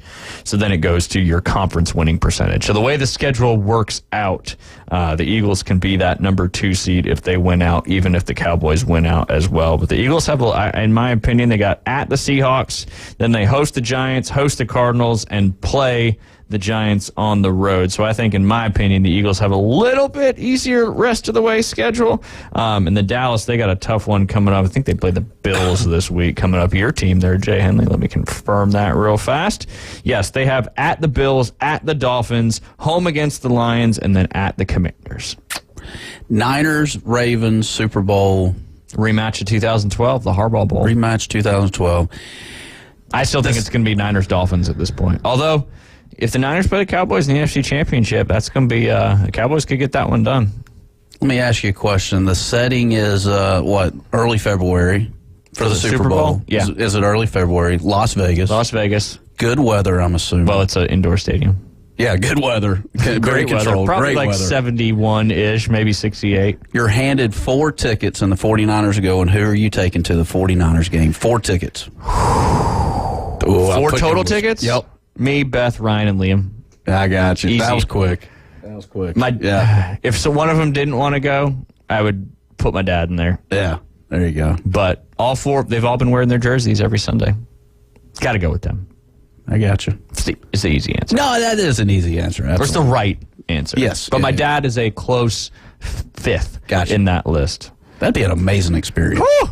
Man. Hand me 4 tickets. Yeah, right. Let's make that happen. That would be good. That would be good. Rounding out the rest of the NFC, the Detroit Lions are holding down that third spot because they're 9-4. And then it goes to the Tampa Bay Buccaneers in the 4th spot because they're still giving that 4th spot to the worst record of your division-leading team. And the Bucs are 6-7. They beat Atlanta yesterday, so they now, whoever won that game was going to be the leader in that division because they own the tiebreak over Atlanta based on best win percentage in common games. They have the tiebreak over the New Orleans Saints because they beat the Saints head-to-head. So the Eagles went from the number 1 spot to the 5th spot. But again, if they win out based on their schedule, which I think they have a lot better chance of winning out than the Cowboys do, they'll jump back up into that number 2 spot. Back in late July, I totally remember it. Tampa Bay Buccaneers, the 31st worst-looking team coming into this year, and now we're talking about a potential playoff spot. Yeah, and it's just a waste of a playoff spot, giving a 6-7 team a playoff spot. But that's just my opinion. Number 6 is those Minnesota Vikings, and then the Green Bay Packers. If they get a win tonight, they'll be 7-6 as well. So who would have thought the Packers making a run here at a playoff? The Rams are 6-7. They were so close to winning that game against the Rams. Seahawks are 6-7. Falcons are 6-7. Saints are 6-7. Bears are 5-8. Then the Giants, Commanders, Cardinals, all still not mathematically eliminated. So only 2 teams are currently mathematically eliminated from the NFL postseason right now. That is the Patriots and the Cardinals. When we get back, Jay, let's talk about some prop bets for tonight's games. 2 games tonight. 2 Monday Night Football games. Saturday games coming up this week in the NFL. You're listening to The Inside Drive. We'll be right back. Mornings on ESPN Northwest Florida just got unsportsmanlike. I don't know what's wrong with people. I don't know why you would suggest you would rather have Marcus Mariota out there over Jalen Hurts. You got to be out of your damn mind. All Jalen Hurts does is win. Why in God's world would you want to have Marcus Mariota to be your guy in a season where your team has championship aspirations? It makes no sense. Evan Canty and Michelle. Weekdays 5 to 7 on ESPN Northwest Florida. Hey folks, Chris Kramer with Bill Kramer GM. And the best place to listen to the Inside Drive with Ryan Mulvey is inside a brand new vehicle from Bill Kramer GM. And I want you to know we've got 10 times the amount of inventory on the ground as we did this time last year, and darn near all of them are discounted. So shop us online at BillKramerGM.com or visit us the corner of Frankfurt and 23rd. We'll make it easy and take great care of you. PCB Hobby, the beach's premier hobby store for sports cards, comics, coins, and trading card games. PCB Hobby carries the largest selection of boxes and packs from the latest releases of brands like Topps, Panini, Leaf, and more. Looking for a specific player or team? PCB Hobby has a wide assortment of raw and graded cards. They carry parallel rookie, game used, and autographed cards in both modern and vintage. Have a collection you want to sell? We buy, sell, and trade. PCB Hobby on Back Beach Road, just east of Florida Linen. Call 850-320-8388. The sounds of is everywhere, and the cooler weather is back a little now and then. So that means it's time for a trip to that boot store to outfit the whole family in their favorite Western wear for that colder weather on the way. And if you need quality work clothes, check out the large selection of Carhartt work clothes, boots, and shoes available at that boot store, open Tuesday through Thursday, 9 till 5, and Friday and Saturday, 9 till 5:30, next to Billboard Kia, 15th Street in Panama City. Remember, God is good all the time. The locals love it. You're gonna love this. You are my favorite. It's my favorite. Everybody's favorite. The Inside Drive with Ryan Mulvey. Live from the Bill Kramer Chevrolet Buick GMC and Kramer Marine Outdoor Studios on ESPN Northwest Florida. And welcome back. You're listening to The Inside Drive live here on ESPN Northwest Florida. Big local soccer game coming up tonight. You've got Bay High and Arnold facing off in a big one. Bay is 7-2-1. Arnold is 6-0. I know Bay beat North Bay Haven, who was undefeated going into that game last week. But that's going to be right there at Tommy Oliver Stadium. 7 p.m. kickoff. Go support the local soccer. I think the wind's supposed to die down, right, Jay? It'll be, 55, 56 degrees. Good Soccer weather here in Northwest Florida. So go support those two programs. Should be a great soccer game on a great field in a great stadium there, Jay. Yes, sir. All right, before I talk about some of these props for tonight's games, this is a little, over the next 10 seasons, we talked earlier about Shohei Ohtani's $700 million contract, right? Per month over the next 10 years, that's $11.7 million per month. Oh, my God. Per game, $432,099. Per hour, $180,041. Per at bat, $108,025 based on an average of 4 at bats per game. Per inning, $48,011. Here's where it gets real crazy. Per minute, $3,001 per minute. Per second, so the amount of time I've been talking about Shohei Ohtani's contract, $50.01 was $50.01 per second. I keep trying to add second in there. $50 a second is basically what this guy's making over the next 10 years. One United States dollar equals 146.24 Japanese yen. Yen. There you go. I wonder how much 700 million turns into yen. We'll do the math. Proportionate there. I'm not smart enough. You just put the 700 million over what's the conversion to yen? 146.24. So 146.24 over 1, and then put the X on the other side and just times it and then divide it. You're good to go. You lost me at X. I know. Griffin High, class of 98. Class of 98. But $50 per second over the next 10 years. That's crazy. You just counted 10 in your head. You're like, hey, there's $500. That's wild. That is wild. Wild money. I mean, I know they did that with John Rahm's contract and all these big-time contracts and, per shot, per swing and all that stuff. But they broke this down in time. $50 per second. He literally just earned, in this 2 minutes I've been talking, whatever that is, 60 or 120 times 5. When I was $6,000 he just earned. When I was 16, I made $4.25 an hour. Nice, minimum wage in Georgia. Yeah. But you probably worked at a golf course. You got some gratuity. No, not where I come from. It's cornbread and chicken. That's it. All right, let's talk about tonight's games. First, who do you think's going to win the Dolphins-Titans game? I got to go with my Dolphins. Now, you said you did a prop bet on an over total yards by the Dolphins? Yeah. Did you just say your Dolphins? Well, Falcons. I kind of did, yeah. Falcons, Bills. Dolphins, now he's Bills, a Dolphins fan. Patriots. Well, they're my Dolphins tonight. 100% chance to win the AFC East. Yeah, you got all 4 of them covered. You can't like the Niners.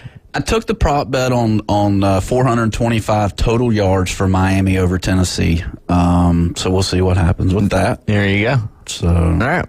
So you got the Dolphins in this one. Yes. Do they cover? Ooh, I don't know the 14 now. 14. That's the consensus between all the sports books. It's 2 tutties. Yeah, that's a lot. But I mean, Tyreek Hill can score a touchdown in the blink of an eye. Now, how's Levis doing there, D. Hayes? I mean, is he? Give us a little update on your Tennessee Titans. I need some education. Well, they just continue to throw them. If Derrick Henry has close to 100 yards in the first half, they say, hey, let's just throw the ball. I don't think that is collusion. I think I'm talking about Jay trading Derrick Henry in our league. Yeah. Well, no, I'm saying when Derrick Henry starts to do well, like he was doing great in the first half, and then they just got away from that because they want to see what Levis, like right now you're sitting at 4-8. Let's see what the future holds for this guy. Let's see if we need to make another move, or are we going to move forward with him? My thought on it is I think guys need a long time. So if there's any confidence in him at all, give him another year. Let him sit behind Tannehill again. I don't know. I think he's done after this year, contractually speaking, which will be huge for the Tennessee Titans. That'll free up some cap space. But there's nothing that I'm seeing out of Will Levis that's like, man, this guy is a guy. You know, he's the one you want to lead your franchise. Maybe some other Titans fans are seeing that. I'm not. All right, Jay. Tua Tagovailoa, 187.5 passing yards in tonight's game. Over or under? It's both minus 150, so it pays the same way if you choose it. I'm going over. I gotta, yeah. I mean, the thing is, when I'm betting, and I don't know about you, but I'm not the one that. What do you call that? Whenever you try to hedge. I'm not a hedger. I'm either all in or I'm all out. And so you're either winning money or you're losing. Absolutely. You're not regaining there. See, I think if I took the under on Tua at 187, but then doing the total points at 425, total yards at 425, that's a hedge in my opinion. I mean, I'm going Tua. It could be. Now, you got rushing yards as well in there, too, but I know what you're saying. That definitely could be a hedge. But typically, you could hedge live. Yeah. So, first quarter, Miami lays an egg. They've got, 20 yards. Then you go in and you throw but it's live, so the lines change live. It's kind of like a survey, for instance. 1 to 10, how was my service? If you go 5 all the way down the survey, I mean, that's you're doing no good to anyone. Is 5 NA? Or is 5's NA? Okay, because sometimes it's slightly agree, strongly agree, right? Very much agree. There shouldn't be none of that in between. No gray area. Either take the survey or not. If you're not going to take the survey, don't put 5. I mean, maybe for a free hamburger or something, I will. But anyways, cheeseburger. All right. What about Will Levis over 211.5 yards? Again, they're both minus 115, so it's either over or under. Pays the same. How many yards is 211.5? What would David Hayes do? 211. WWDD. For what? Will Levis over 211.5 passing yards. Oh, my goodness. Well, they're going to be behind and chasing, so I would say over 211.5. There you go. All right, here's a fun one. Passing TDs. Tua Tagovailoa over 2.5. So he's got to hit 3 to hit the over. It's got to be 2 or less to hit the under. The over is the tougher one, or not the odds-on favorite. It's plus 137, while the under is 182. Will Levis is over-under. It's just 0.5. It's plus 178 to be under, because he'd have to not throw a touchdown. One touchdown covers that, but it's minus 250, so you'd have to bet $100 to win 25. This is coming right out of the Hard Rock Stadium down there. I like the over on Tua. I almost like the under on Will Levis tonight. Yeah, not throwing a touchdown. The under? I would not. Do not sit here and listen to anything I say and do anything with your money on that. I'll put a caveat on that. If you're betting and you listen to somebody else, it's still you betting. Yeah. That's right. I hate the people that I know. use a scapegoat. Right. It's your choice once you hit that submit button. It's nobody but you. All right, let's talk about some rushing yards. This is where it gets a little trickier. All right, Devon Achane, I don't know what we call him, but he's the over-under for him is 56.5 rushing yards. Over or under? Let's go over. Okay. I'll go over there. David? I would say under. I'd stay far away from this one. Okay. What about Derrick Henry over 54.5? Over under 54.5. I don't need him fantasy-wise tonight, but I'll say over, because primetime game, somehow, someway, Derrick Henry makes an appearance. Yeah. No, 100%. Now, Tennessee is sitting right around 500. 4-8. Listen to the show. Okay, all right. He just said it like 5 minutes. Oh, did he? Okay. They're sitting somewhere around 500 games away from being 500. Yes. You got to tell me 3 times before it 250 processes. is the winning percentage 3 times. on that one. You got to tell you 3 times before it processes, and we got to pray that you don't go to sleep. There you go. That's it. But we do, we want you to wake up, though, after you go to sleep. But hasn't Miami struggled with the 4-8 teams of the world this season? Didn't we do a stat on that? That was a little earlier in the season where Miami had not beaten anybody with an above 500 record. Okay. Yeah, so it's the opposite. Like, they take care of business when it's teams that aren't 500. Yeah, I got you. But so they lost to the Bills. Yep. They lost to the Eagles. Yep. And who's the last loss to? Hey there, Miss Piggy. Oh yeah, the Chiefs. Yep. That's right. That was that was a while back. That was over there in Germany. Yep. 21-14 in that one. Yeah, so they're going to take care of business tonight. Maybe not 70, but The Titans are prone to getting a lot of points put up on them sometimes. Remember the Patriots? Yeah. It was like 59-14. Like, golly, Tommy, stop it. Yeah. Remember when that happened to that was another thing, getting back to the Broncos point. Now they're a game back in the AFC West, and that happened to them. They got 70 hung on them, which is just embarrassing. Yeah. That's tough. But that just goes to show you. That's why in fantasy football, I've kind of came around from being a guy who's like, man, total points should matter more than head-to-head. Well, why, though? Because fantasy football is supposed to be an emulation of football, and total points don't matter. You can put up 100 points in one game. That don't mean nothing for the next game. It don't mean nothing for the next game. So if you're going to play a schedule in fantasy football, might as well make the tiebreaker head-to-head. Yeah, just like the NFL. Mm-hmm. I totally forgot that the divisions, it's not the top two in each division, it's the top four total in the whole season. And I forgot about that until yesterday when I had this epiphany. Yeah, I think the only thing that divisions matter is for your top two seeds. Whoever wins the divisions are your top two seeds, and then outside of that, it's just record. The next two, yeah. Which I have came to a decision on what we are going to do for the Champions League. Ooh. It is going to be a 16 team. We are going to do 16, so the top four from each. We're going to go to our waiver wires being fab instead of having to wait in line because 16 people is a lot. Yeah. And we'll do 6 teams, I think, into the playoffs, and only the top 4 will end up moving still on. Back in. Yeah. If you would have just put a running back in there, you might have been it. I wonder if the NFL will do a live situation where it'd be a 2v2, like 2 teams versus 2 teams. You know, you have, is that You lost me like the cow comment again.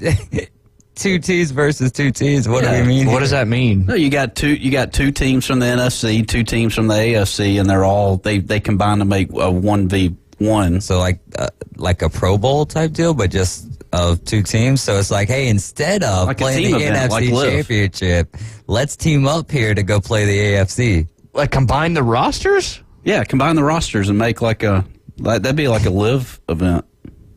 Sure. Yeah. Why would that be like a live event? Because it's like a team event. It's a team event. Yeah, but they're already on a team. They're already on a team. I'm saying combine 2 teams into one. Why would you want to do that when you're already your own team?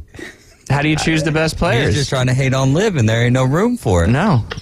Liv is that the door future. is shut, brother. That one's open because you left it open when you went TT. I got you. If it's Anyways, all right, sorry. All right, let's get a couple from the second game here. I was kind of living in that game. The Packers and the Giants. First off, who do you think is going to win the game? Packers are a 6-point favorite in New York. I think New York's won their last 2 games. There is a side of me that wants to take the Giants, but I'm going to roll with Jordan Love. I was going to take the Packers. Okay. Yeah. All right, let's do some. How about you? I think the Packers win, but I think the Giants cover at that 6. That 6 is tough if I was betting the spread. All right. Jordan Love. They didn't even put Tommy DeVito's passing yards as a prop here on the Action Network. I'm sure it is on Hard Rock, but I'm just looking on the Action Network net. 228.5 yards. Jordan Love, over, under. We got about 30 seconds, Jay. Over. Yeah. I'll say over, yeah. What's the weather like in MetLife Stadium, Jay? All right, Jordan Love, passing touchdowns, over 1.5. We'll go with that. You going over? Yep. I like it. Let's see what the weather is real quick before we depart. 43 degrees, partly cloudy, mostly sunny, actually, is what it says. It looks like it's partly cloudy, but it says mostly sunny. And the game's at night, so that's confusing. That is confusing. Well, it's just the current weather right now, but all of the logos look the same moving forward. Yeah, the game time weather says 36. Yikes. It's a little bit. It was 42 this morning when he got up. It's cold. Anything you want to leave the people with after this Monday, Jay Henley? Monday's halfway done with. It's more than halfway done. No, more than halfway done. We're almost into the 40% at this point. Yeah. Depends if you're looking at dark or actual time. True. Again, go check out that Arnold Bay boys soccer game tonight at Tommy Oliver Stadium. 2 of the better teams in the county matching up. I know North Bay Haven's looking really good as well, but we appreciate you hanging out with us. The Dolphins-Titan game will be right here on ESPN Northwest Florida following the afternoon underdog starting at 4 p.m. We'll see y'all tomorrow.